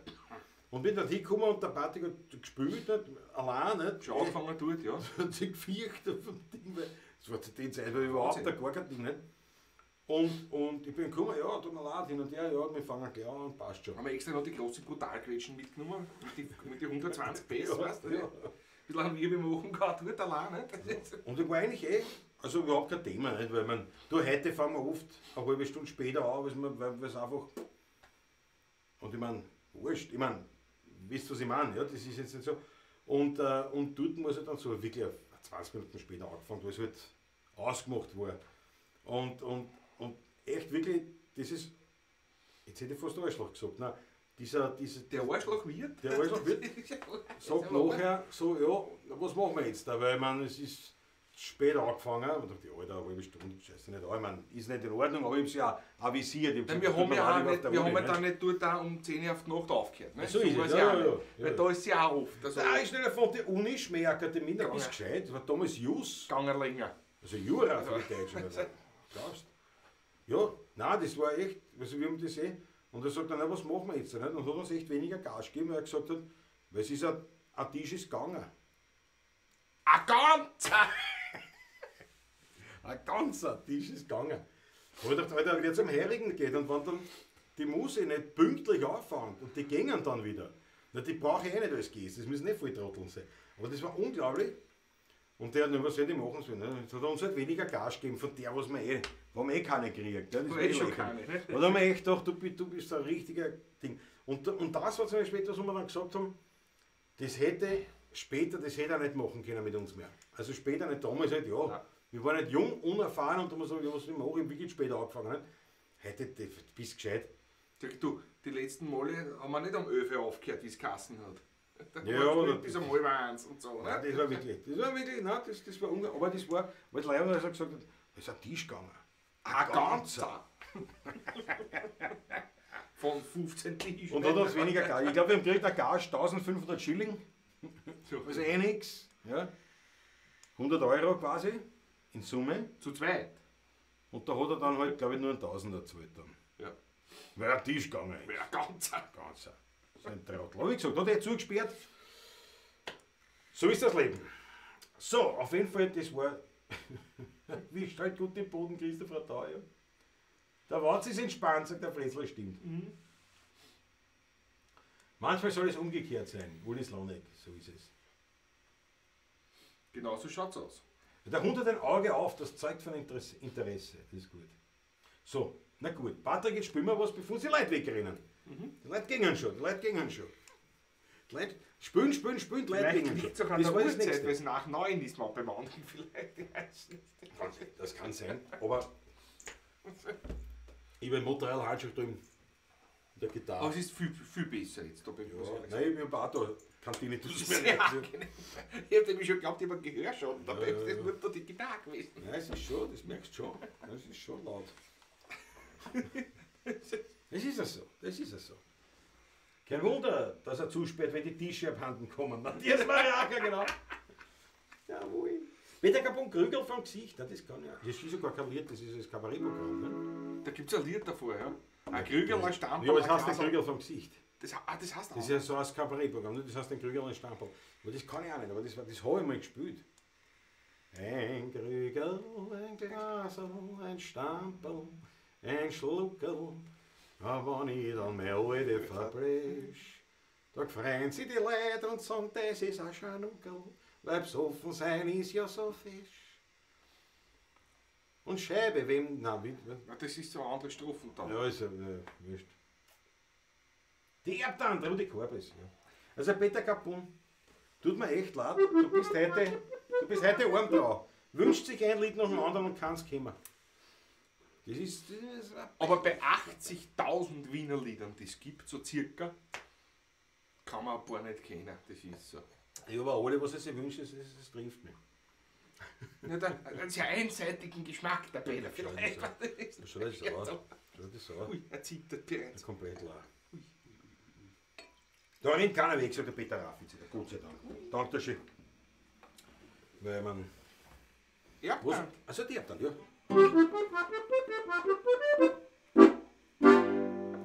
Ich glaub, mein Erbtante, die wird 120 Jahre. Ob ich die Erbschaft noch erlebe, ist nicht ganz klar. Sie hat die Tausender im Sarg und die geht's brauchen. Rennt schon im Schuh, hab nichts zum Tschechern, nichts zum Rauchen. Sie lebt bescheiden, unsere Tante Melanie. Und die Verwandtschaft wartet schon lang auf die Marie. Es ist eine Ungerechtigkeit auf der Welt.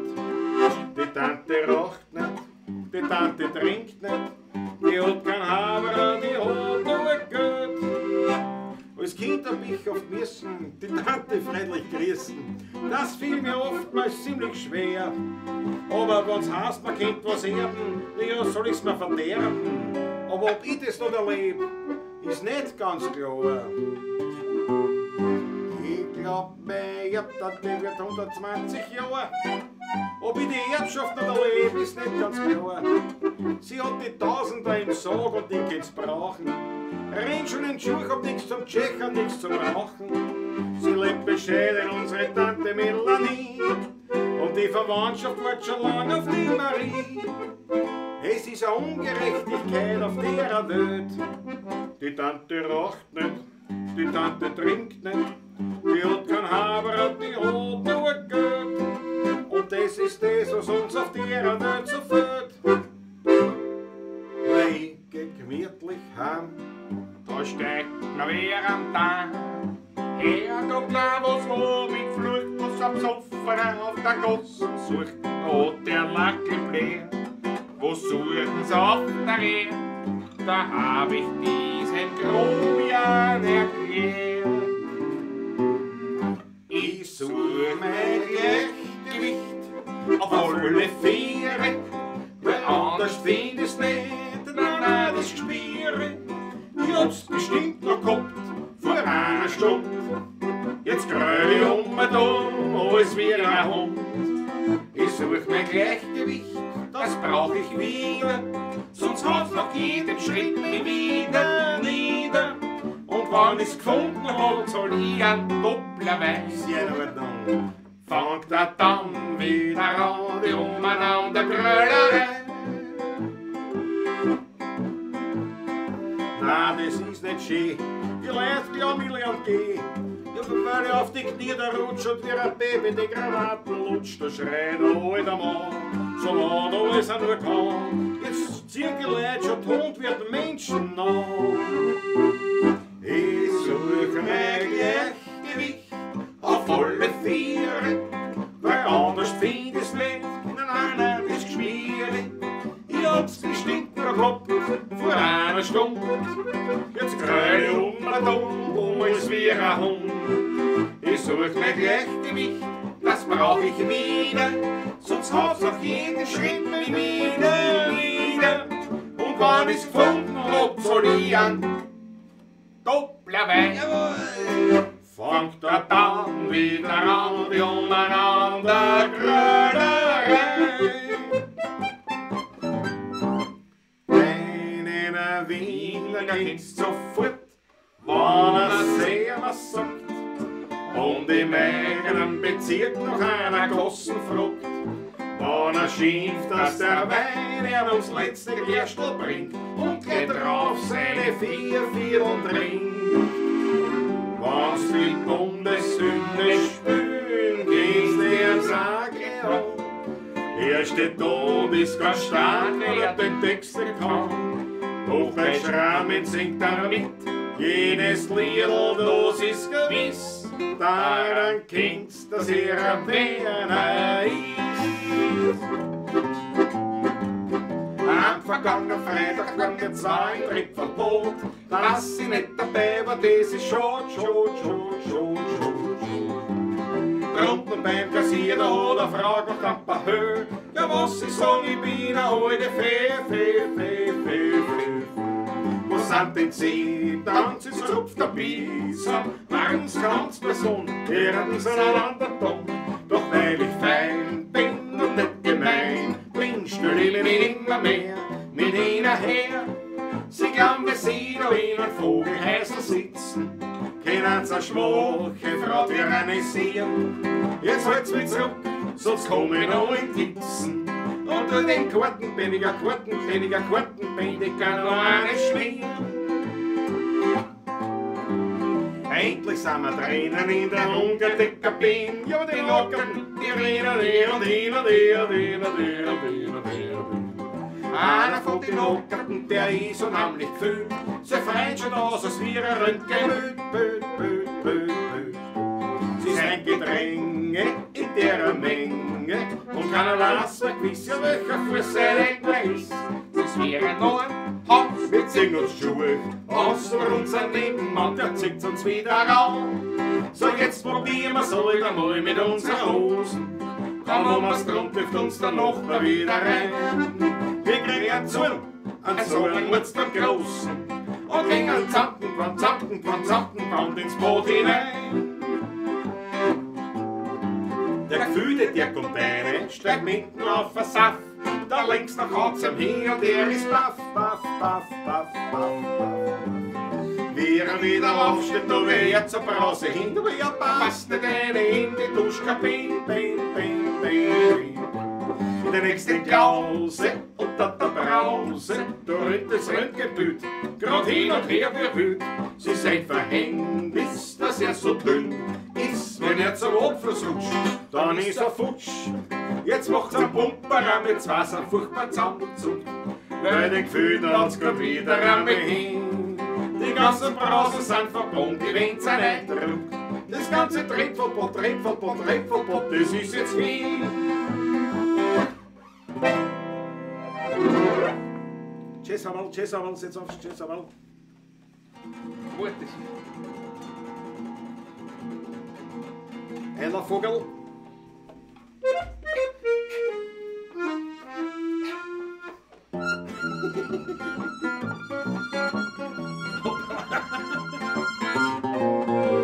Wir sitzt auf der Wiesen, ein großer Member, die Box sind zerrissen, ich find nichts dabei. Ein Schmetterling fliegt mir und Nosen herum, ein Fink frisst ein Fliegen oder ich pfeife nicht an. An der Arbeit denk ich nicht einmal mehr in dran, ich fühl mich so frei wie ein Vogel am Bahn.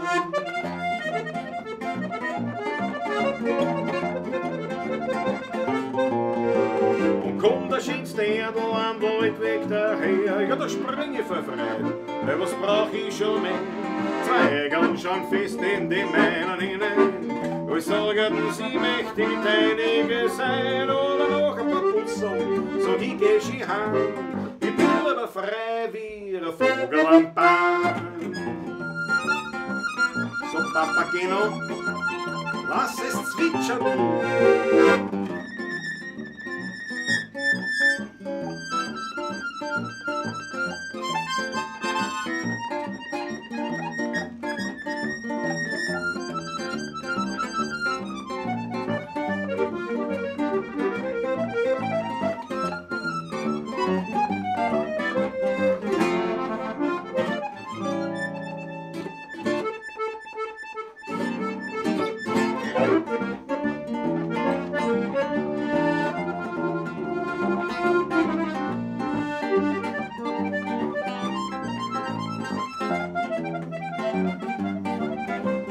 steht eines Tages der Winter vor mir, sagt, ja, sie tut gerne, geh da zu mir.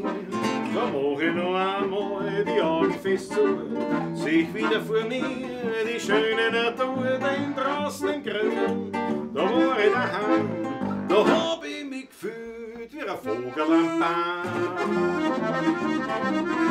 Jetzt kommt's zum berühmten Nachschlag, Herr Professor.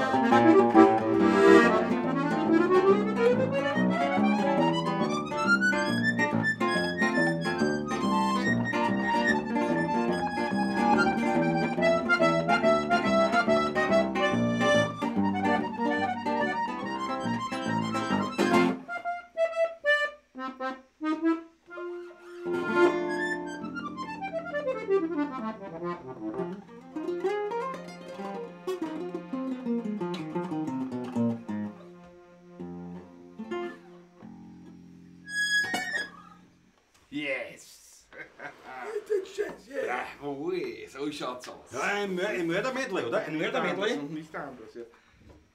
Jazz aber runter, Jazz haben wir Jazz wieder aber runter. auf, weil ich fühle mich wohl damit. Ne? Los auf, los auf. Dann spielen wir gleich noch einen. Spielen wir einen selber gemachten. Hat selber gemacht. Ich sitze in einem Weingarten. Ja, Ich sitze in einem Weingarten. und das ist ein schönes Chanson eigentlich. Das stimmt. Marco Cinelli, ja genau, endlich hört man euch wieder gut. Jetzt haben wir wieder Dolby Surround statt nur den Speaker-Lautsprecher. Naja, wenn ihr es natürlich auf Motorrad durchsetzt, dann kannst du ja kein Dolby Surround-System mitnehmen. Das ist halt der Nachteil. Oder 4 hast du halt Ein Erlebnis sondergleichen. Ja. Aber jetzt hört man uns besser, ja. Ja. Ob das nicht so ein Vorteil ist? Ist schon der Franz Bratwein bringt schon auf den Punkt. Das ist schön, hat's der Hodi gar nicht geschrieben. Ja. Aber das ist auch wirklich ein schönes Erlebnis. Das war wirklich Also, Bratwein, nimm mal einen Schluck. Wo spielen wir leicht? Achso, ja. Gut Haben wir auch gesagt, gesagt, ja. Haben wir gesagt, ja. Ob das ein Vorteil ist, der Harry Schneider-Font, ja. Sagt das schon. Der schreibt das schon rein. Das ist ein Wahnsinn. Das ist eine Frechheit. Das ist eine Frechheit, Harry. Das ist Da muss ich einen Zug nehmen. Jazzzug. Nimm einen Ein Jazzzug. Was ist ein Jazzzug? Der Jazz-Zigaretten da haben wir gar nicht da, ne? Ne, Jazz-Zigaretten haben wir keine da, ne? Jetzt habe ich voll Stunden. So ist auch was Ich rum. habe voll Stunden. Man muss es ja nehmen am Stiel. Ich habe so ein Glasl gehabt. Das macht man nicht. Das ist mehr wie die. Ja, ja. Der Andreas Otic. Können Sie mal wieder das Galiziberg-Lied spielen? Ja, das können wir machen. Das können wir auch machen, ja. Da muss ich Jazz aber nehmen. Da muss ich noch einen Landtagsstürmer. Wenn der Loisel auf dem Biesenberg sitzt, über die Skyline von Wien schaut, mit der blauen Tinten am Bettelbrief an die Erbtan schreibt, sitzen die Vogel am Baum und pfeifen das Lied vom Taschler. Einmalig. Einmalig. Ja, gut, also.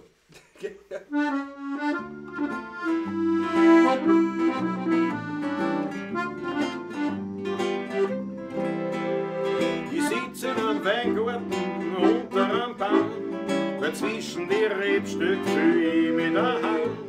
Das Weinlaub besticht durch sein saftiges Grün, dazwischen schau ich auf mein herrliches Amin.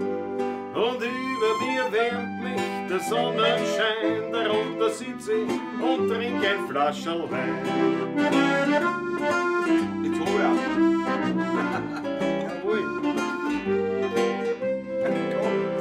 Die Vogel, die zwitschern so lieb durcheinander, ein Frauenkäfer kraxelt ruhig auf meiner Hand. Die Blumen, die trauen sich ganz sanft mit dem Wind. Ich freu mich so, als war ich noch ein kleines Kind. So kann man auch heute noch glücklich sein. Ich freu mich und trink mein zweites Flascherl Wein.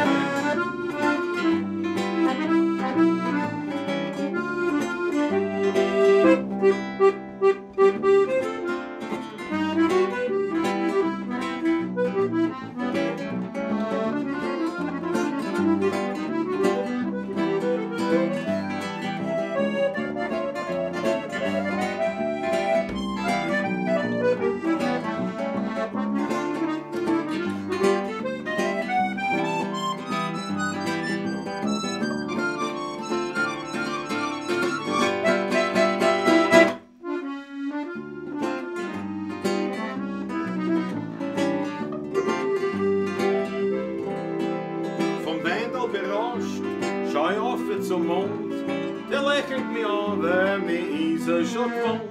die Grillen, die Zirpen, alle mir vor. Beim Herrgott bedank ich mich für die Natur. Dann hol ich mein Glas am Mund zum Kerzenschein und trink mein letztes Flascherl Wein. Und trink mein letztes, wirklich letztes, für heute Flascherl Wein.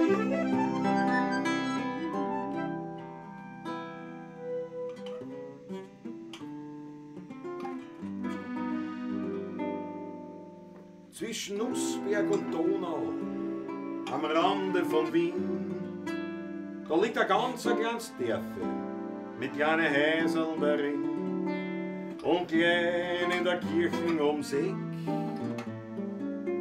Da liegt die Buschenschank-Taschler versteckt. Klein in der Kirche von Kohlenberger Dorf, da liegt der Herriger ganz still und klein. Der Wein ist herrlich und noch ehrlich, und Musikanten spielen gut an. Die alten echten Wiener vom Tod, vom Wein und von der alten Zeit. Drum findet man mich dort immer wieder. Und ich find dort Gemütlichkeit.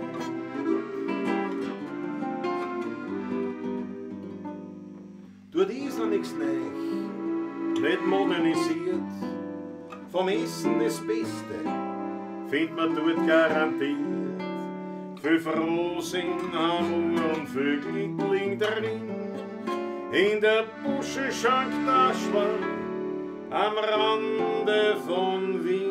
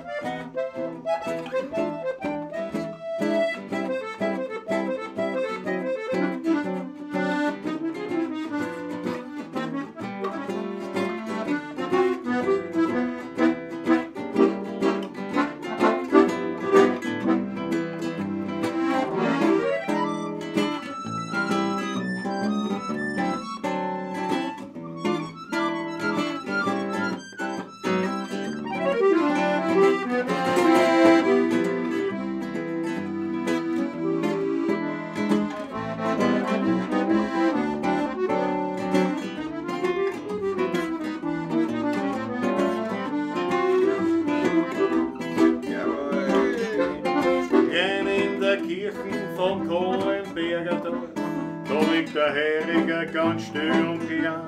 Der Wein ist herrlich und noch ehrlich, und Musikanten spielen wieder die alten echten Wiener Lieder. Vom Tod, vom Wein und von der alten Zeit. Drum findet man mich dort immer wieder. Und ich find dort Gemütlichkeit, Gemütlichkeit, und ich find dort Gemütlichkeit.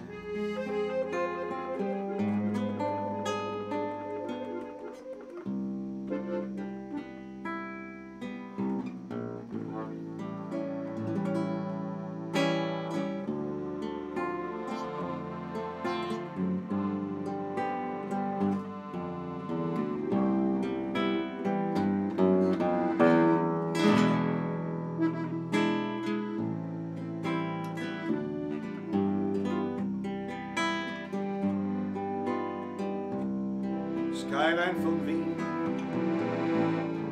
du lebst in mir drin. Es kann kommen, wer will, dem auch keiner hin.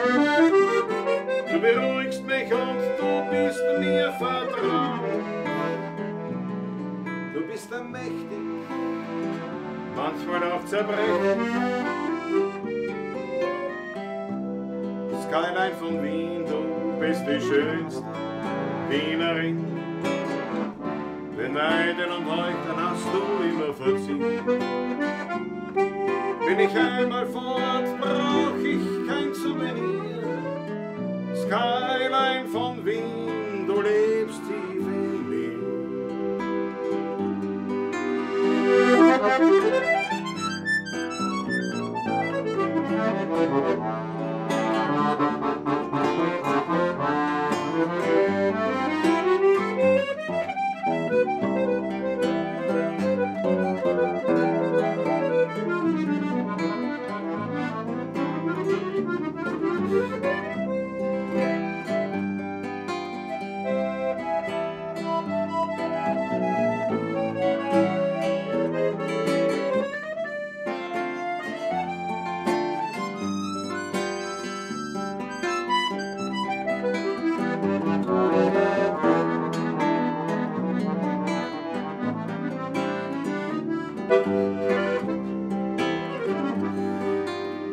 Skyline von Wien, du lebst in mir drin.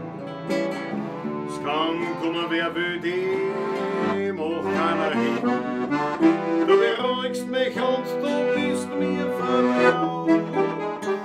Du bist mächtig und manchmal auch zerbrechlich. Skyline von Wien, du bist die schönste Wienerin.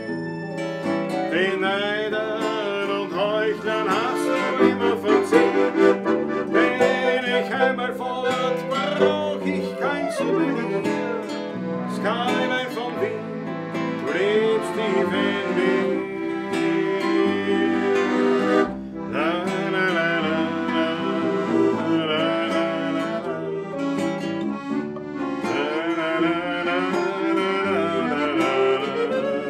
Wenn ich einmal fort, brauch ich kein Souvenir. Skyline von Wien, du lebst tief in mir.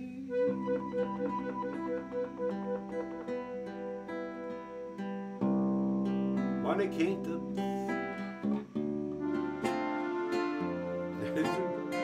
und da die trotzdem niemals kriegen.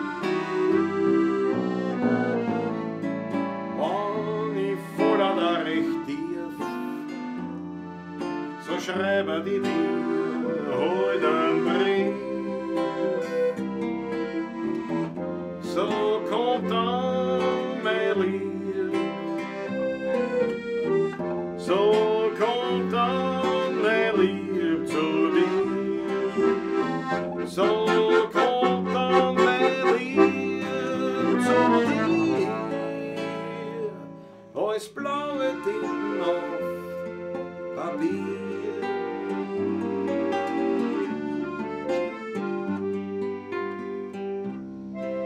Ohne Geld, ohne End, für die war ich niemand, den man kennt. Mein Schmäh, der ist für die viel zu tief, darum schreibe die dir heute nur ein Brief. So kommt dann mein Lieb, so kommt dann mein Lieb zu dir. So kommt dann mein Lieb zu dir. Als blaue Tinten auf Papier. Wir schreiben so einen Brief, bitte.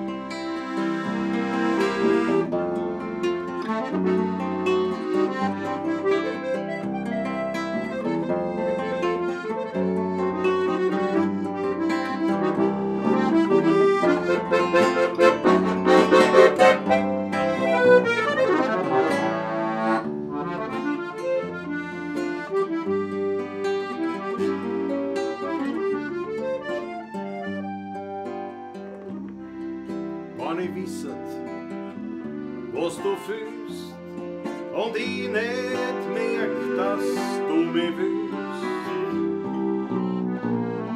Hab ich mein Mut vergraben ganz tief, ja, dann schreibst du mir halt einen Brief. So kommt dann dein Lied, so kommt dann dein Lied zu mir. So kommt dann dein Lied zu mir. Alles blaue Tinten auf Papier, auf Papier, bis ich dich spiel.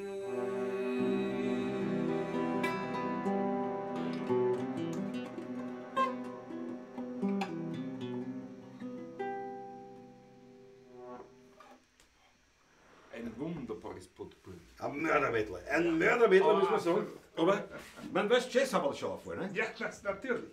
So, weil eigentlich Das müssen wir sofort haben wir alle Eigenkompositionen durch, glaube ich, die jazzig waren, oder? Ich glaube, ja. Wird immer viel fehlen. Ja, ich glaube, ja. Wird immer viel fehlen, glaube ich. Das sind Jazzigen Sachen. Boah, jetzt ist mir heiß am Schädel. Jetzt ist mir heiß am Schädel. Euch gefällt die Achteln fallen rein, das ist schön. Jetzt eine, das taugt mir sehr.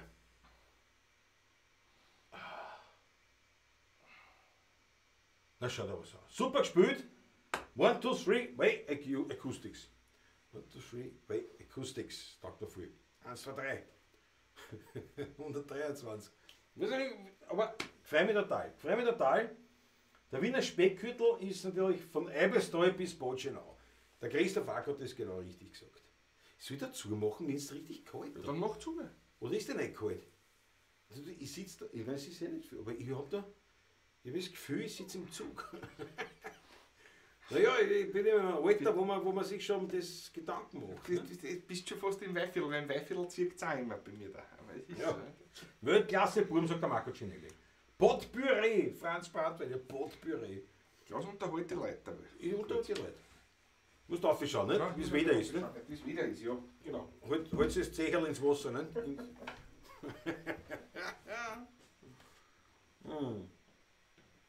Erst bin ich solo da und dann trinke ich Wasser für alle Leute. Das ist eigentlich eine Niederlage. Eine Niederlage sondergleichen. Ich danke euch schön. Schön, sagt die Mega Pemperton, ganz große Freude. Warte, pass auf, das blendet schon mal kurz. Unser erster Sponsor, es ist nämlich leibend. Wo wird denn das? Da. Der erste Sponsor, mein Lieber, schaut sich, musikverstehen.net. Und der Duncan Lauren, das ist ein Wahnsinn. Der Typ ist echt genial.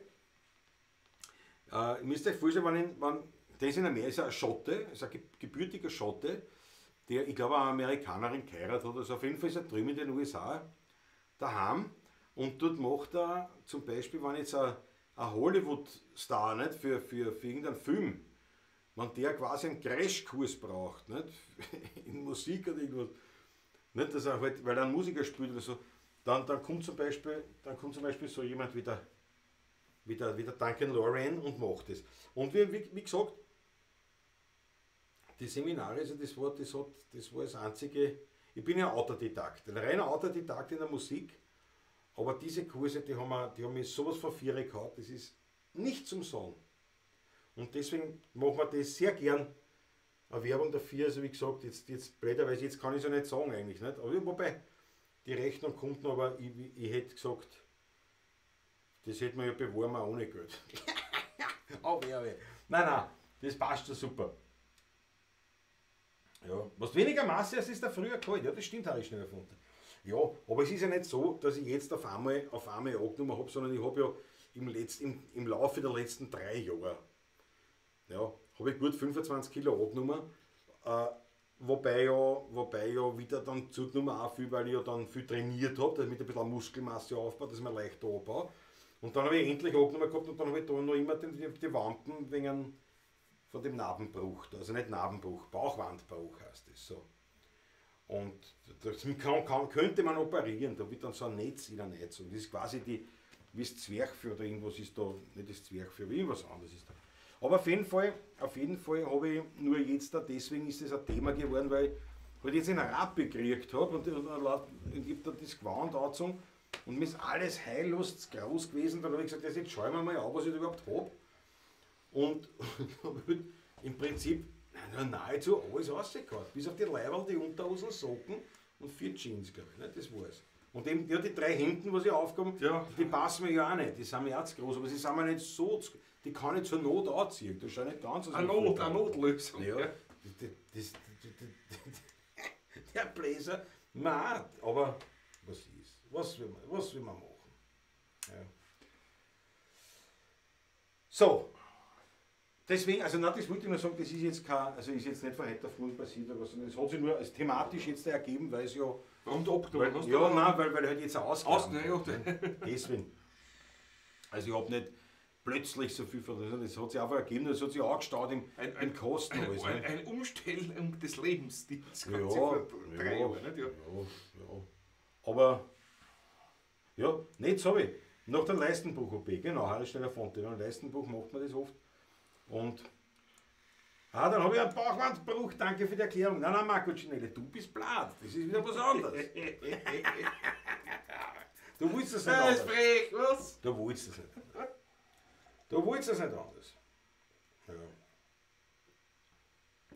Aber es ist halt so, ist mit dem, da habe ich gefahren, also wo ich dann irgendwann bei so einer Röntgen, wie heißt das, Computertomographie, nicht? Da gemacht. Also quasi ein Röntgen, das ist der Computer berechnet. Ja, genau. Und, So anders ist es und nicht. ja, vorher habe ich Röntgen auch gemacht, nicht? Aber die hat dann gesagt, das muss man sich genau anschauen. Und dann hat sie gesagt, ja, das ist halt das so. So habe ich gesagt, ja, aber ich habe im Internet nachgelesen. Ja, ich weiß, das hören die Ärzte nicht gern, aber mit dem müssen sie leben. Weil alles, was im Internet steht, ist ja auch kein Blödsinn. Nicht? Aber das ist halt, Nein. und ich meine, auf einen Arzt hören ist auch so eine Sache. Ja?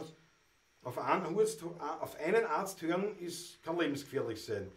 Auf mehrere Ärzte hören kann wiederum verwirrend sein. Also das ist mal schwierig. Aber wenn dann 3 Ärzte das Gleiche sagen, dann stimmt es vielleicht. Dann kommt was Könnte hin. schon. Da kommt was hin. Ja. Und nein, Nabelbruch ist es nicht, Christopher, da. Es ist kein Nabelbruch, es ist auch kein Narbenbruch, kein Nabelbruch, sondern das ist ein Bauchwandbruch. Das ist eben nach einer Operation, ich bin da aufgeschnitten worden bei einer OP halt. Nicht? Und dann habe ich eben gelesen, also so wie zum Beispiel sehr viele Frauen, die einen Kaiserschnitt haben, die haben das Problem dann auch, nicht? Wo das halt dann einfach reißt, dieses Gewebe da und dann hat man halt dann da den Ding raus. Und das kann ja gefährlich werden, weil wenn sich da ein Darm durchschlingt zum Beispiel, nicht, dann kann es sein, dass du eben einen Darmverschluss kriegst und so. Nicht? Also so. Auf jeden Fall steht halt dann mehr oder weniger drinnen, ja, also nicht bei Frauen, also so oft, mit Schwangeren sind. Und bei Übergewichtigen, die eine OP haben am Bauch, ne? Und das war bei mir ist ja komplett aufgeschnitten alles. Bei Übergewichtigen ist gut gesagt, also bei den Bladen, ne, ist es halt so, dass eigentlich 99% von denen haben das Problem. Und da zieht man dann noch nicht sein. Jetzt habe ich dann gesagt zu der Ärztin, sage ich ernst, ja, aber warum zieht man dann nicht gleich von Haus aus? Wenn sie schon sehen, jetzt, da liegt der Blader auf der Bahre. Ja. Jetzt liegt da ein Blader, wie ich da, die müssen wir jetzt da aufschneiden und dann nahen wieder zu. Warum naht er nicht gleich nicht seine? Dann habe ich eine Ruhe. Und die Ärztin, diese Röntgenärztin, hat nur so deutlich gesagt, Die Sprachweise aus ihrem ja, Mund. nicht, die hat gesagt, das ist eine Operation weniger, wenn sie es gleich machen. Das ist eine Geldfrage. Punkt aus, Schluss, passt da. Ne? Und das ärgert mich schon, weil jetzt endlich, verstehst du, nimmst du da und dann hast du so eine Wampen vor. Eine unförmige noch dazu. Unnötig nämlich. Ja. Ja. Aber, ja, Fratzaki. schauen wir mal. Fratzaki. Lass ihn auch rausspielen. Nein. Ja, quasi, es ist halt blöd, nicht? Und man kann das operieren, aber jetzt kommt natürlich dazu, wenn es keine Beschwerden hast, musst du das selber zahlen, weil das ist eine Schönheits-OP. Das sollte die Krankenkasse nicht. Aber, ja, Leide psychisch darunter. das glauben sie mir nicht. Ich werde mir für die letzten Minuten einen Strom anhängen. Na, hat er den Strom an, nicht? So, da. Klar, sie sind Kaiserschnitt, haben sie die Leber rausgeholt und dann erst gesehen, dass er kein Kind ist. Na, da haben sie gemerkt, das war nicht die Leber. Das war halbes Mal mit den Beinen geschlagen. Das war angerutscht schon. Da war ich gleich eine. Ja, wieso geht das nicht? Ja, das soll gehen. Geht nicht. Muss ich es so machen wieder. Muss ich es so Darf ich machen? noch einen Schluck? Darf ich mir noch einen Schluck? Na geh, du saufst noch immer einen Wein weg, das ist ja Ja, Wahnsinn. genau. Was werden wir denn trinken? Ich schluckel da. Ein kleiner Stravanzer, Peter Kaput. Was werden wir trinken? Was meinst du? Wo? Wann? Nächstes Mal? Ja. Ich möchte es noch nicht verraten. Ich hab's noch nicht. Ja, das weite. Ich sag's erst. Von dem redest, was es ist, ja. Ich sag's erst. Nein, das wird erfahren über die Medien, Facebook, Instagram und so weiter. Und über YouTube über die Vorankündigung dann. Du bist auf der Manfred Graf, der fordert uns rechnerisch heraus. Nämlich. Der Klaus, ja, also hier auf der Erde über 100 Kilo wiegt. Ich möchte jetzt sagen, ich habe unter 100 Kilo. Ich habe tatsächlich mittlerweile unter 100 Kilo. Das habe ich das letzte Mal gehabt, glaube ich, mit 14. Wäre etwa auf dem Mars nur 40 Kilo schwer. Ja? Völlig bist du nicht übergewichtig, sondern nur auf dem falschen Planeten. Das ist aber eine Weltüberlegung. Ich bin am falschen Planeten. Das ist aber gut. Das ist gut, ja. Wenn ich also hier auf der Erde 88 Kilogramm wiege, wäre ich etwa auf dem Mars nur 35 Kilo schwer. Vielleicht bin ich nicht übergewichtig, sondern auf dem falschen Planeten. Ja? Ja. Der Matthias Mariacher schleicht sich. Das verstehe ich. Matthias, schön, dass du dabei warst, für die gut. Es ist ja schon 22:06 Uhr, Ja, ich habe das gar nicht mitgekriegt. Oder Stravanzer. Peter Kapun, Sicher. Christoph Radau, Stravanzer. Stravanzer, jawohl. Ja. Mach mal. Ein schöner Mann wie du einer bist, kann nichts einstellen. Frissel Status. Nichts entstellen. Einstellen. Sag ich mal. Ja, sag ich mal. Ja. Salut. Ja, das ist. Oh ja, ich kann dir genau sagen, was. Danke für das Lob, Frissel, aber heute habe ich es wieder gesehen. Weil ich war im Donauzentrum einkaufen, ich habe was einkaufen müssen. Und da habe ich die FFP2-Maske aufgehabt. Und dann steige ich in den Aufzug, wo ich nicht zum Auto fahre, mein Aufzug, in die Garage. Und war allein im Aufzug, nehme die Maske runter, schau mir in den Spiegel, denke mir, Alter. Wozu warst du beim Barbier? Ach so, ein Vollbart und eine FFP2-Masken. Das vertraut sich original überhaupt gar nicht. Das ist wie lange Haare an der Hammer. Ja, Das schaut einmal aus. ich habe ausgeschaut wie eine surreale Gestalt, was weiß ich nicht, der Salvador Dali. Salvador Dali, ein wunderbarer Was- Maler. Ja, großartig. Wir sind auch voll, ja Chrissy, wir sind einfach alle nur am falschen Planeten, das war's. Ja, warum habe ich mir den dann ausgesucht? Da? Ich weiß es nicht. So, pass auf, Stravanzer. Sehr zum Wohl André, einmal. Nimm einen Schluck ab. liebe Freunde, wir werden zum Schluss kommen. Butter war schon warm. Wir werden zum Schluss kommen. Freut sich aufs nächste Mal. Ja, Stellt sich darauf ein, es wird auf jeden Fall XL beim XL Latschen. werden, ja. Und wir wollen oder nicht, wir müssen Wir durchhalten, müssen weil, durchhalten, ja. weil Mitternacht müssen wir ausstessen auf den Geburtstag von Patrick. 44 Jahre. 44 Jahre. Jung. Ja. Ja, 44 Jahre, also am Papier tatsächlich, Ja, also in der tatsächlich, Realität. Optisch. kann man 44 nicht Jahre aussprechen. Erdenzeit, sage ich immer. Weißt? Ja, das ist auch. Die andere Zeit war im Genpool. Ja. Jawohl. Thomas Faber. Zusammenreißen.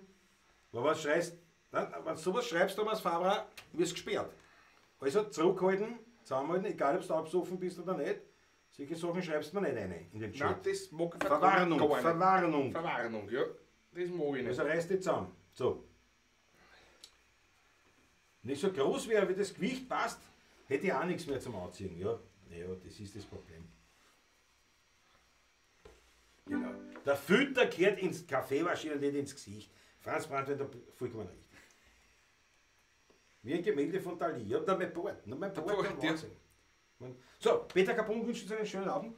Für die Bitte gute gut. Arbeit. Jetzt spielen wir noch Jetzt einen Stravanzer. Jetzt spielen wir noch einen Stravanzer. Und dann machen wir eine Schlussnummer, ne? Da hätte ich gesagt.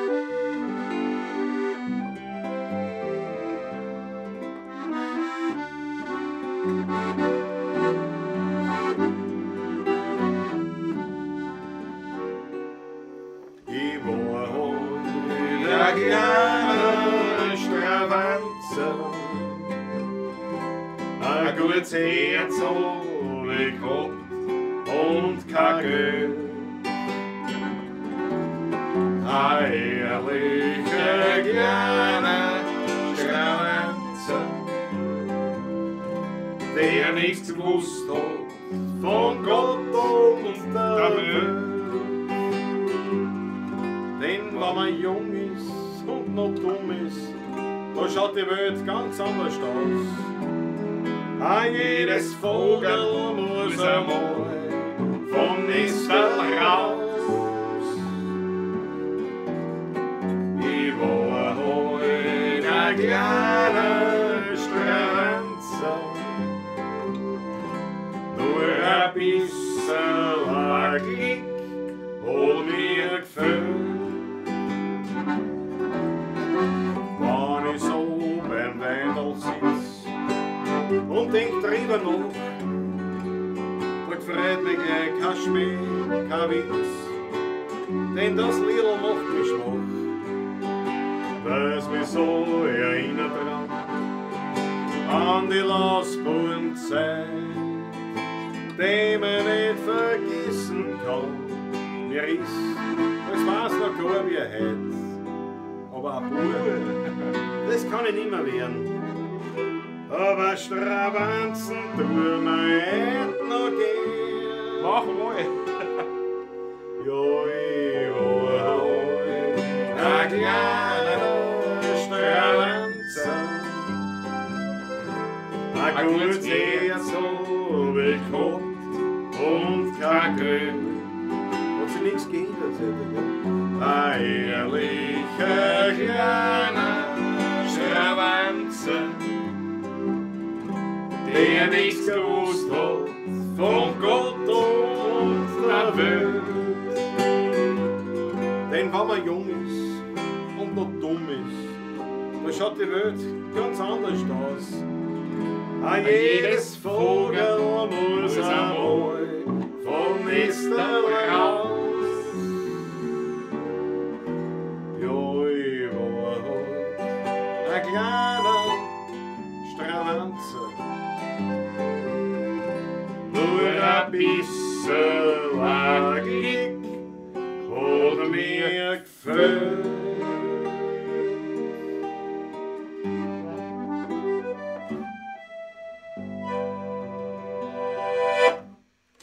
Rudelupsch, Opus 1. Gemeinsam mit seinem Vater noch mit Georg. Absolute Weltnummer. Wahnsinn. Bekannt. Die Achtel von einer, es taugt uns sehr. Taugt uns natürlich wiederum sehr. So, und jetzt würde ich sagen, machen wir mal. Bevor wir die Schluss. Nein, die Schlussnummer bleiben wir gleich, weil die müssen wir üben. Weil die können wir immer nur am Schluss spielen. Ne? Ja, Also, das serviert können wir nur zum Schluss kann man immer nur einmal bei nicht auf das spielen. Kannst du nicht am Anfang, ne? Statt Christi Gott, ne? Könntest du die Leute mal begrüßen mit er wird der Fußball der letztes Vier. Das war aber nicht schlecht. Da könnte man so manchen Gesellschaft schon klar machen, bei euch taugt es mir nicht. So weiß es selten. Aber das war gut, was gleich als erstes Lied spielst, der wird der Vorschlag. Ein letztes Viertel. Servus, wird gut Und auf Wiedersehen. Und die Musik spielt hier im Saal. Passt schon, Party, passt schon, ist schon in Ordnung. Du, nein, aber wenn es aufs Handgriff vergisst, können wir spielen. Gut, da war schon schön. Jetzt wenn ein Lied noch mal eine haben. Ja, ein altes, ein ganz alter.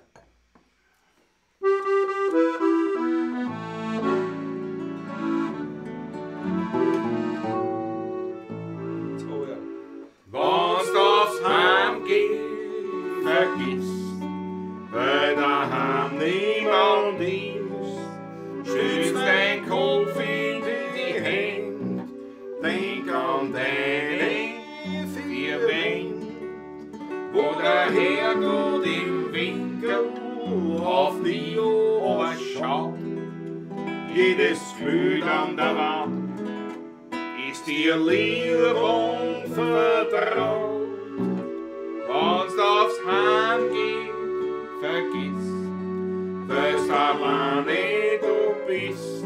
Sei nicht traurig und mach dir nichts draus. In der heutigen Zeit gibt's viel ärmere Leid. Drum sei glücklich, du hast ein Zuhause. Irgendwo steckt in einem Winkel, sitzt ein alter Mann ganz in der Kahn, ganz verlassen tut auf seinem Winkel, denn er traut sich heute gar nicht heim, weil beim Wirten ja, da hat er immer sehr viel Leid um sich, die freundlich sind. Doch daheim, da sitzt er in seinem Zimmer, ohne Zuspruch, Mutter, Söhne allein. Da sagt ihm zur Spätstunde ein Freund, der ist ehrlich und gut mit ihm meint. Was aufs Heimgehen vergisst, weil daheim niemand ist, stößt dein Kopf in die Hände, denk an deine vier Wände, wo der Herrgott im Winkel auf die Ober schaut. Jedes Bild an der Wand ist dir lieb und vertraut. Wenn's das Heimgehen vergisst, weil's alleine du bist, sei nicht traurig und mach dir nichts draus. In der heutigen Zeit gibt's viel ärmere Leid. Drum sei glücklich, du hast ein Zuhause.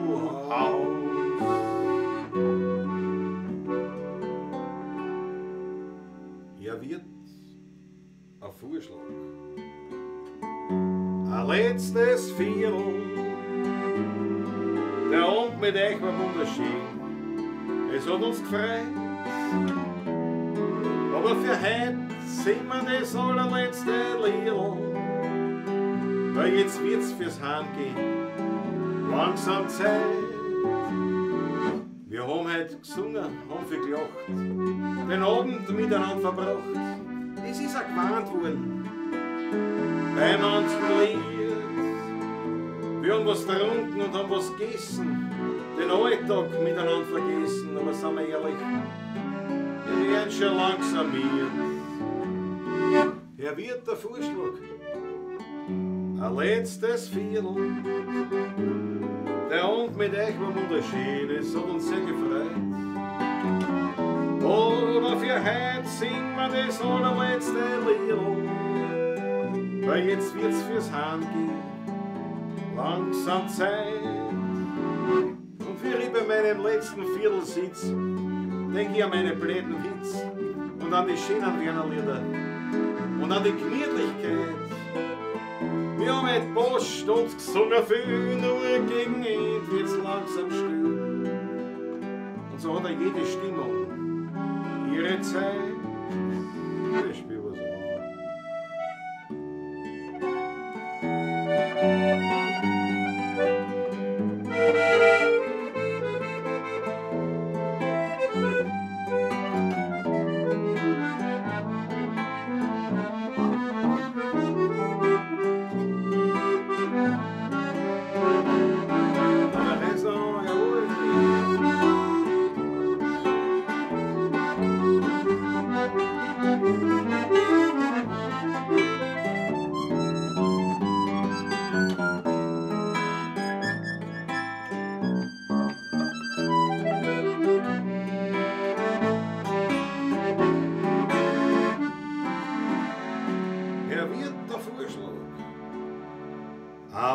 Letztes Viertel.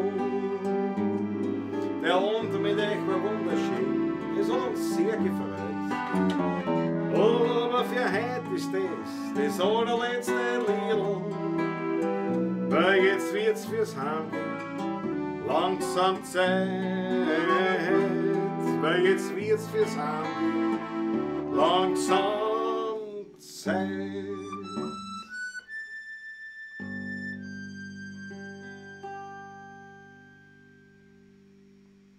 Alles Liebe, pfiat euch gut. Bis zum nächsten Mal, alles Gute. So, ich finde den Ausschalter. Jetzt hab ich ihn. Macht's das gut, Papa. Vierte. Menschen, Menschen, sind wir alle. Völler hat jeder genug. Alle können doch nicht gleich sein. Das liegt schon so in der Natur.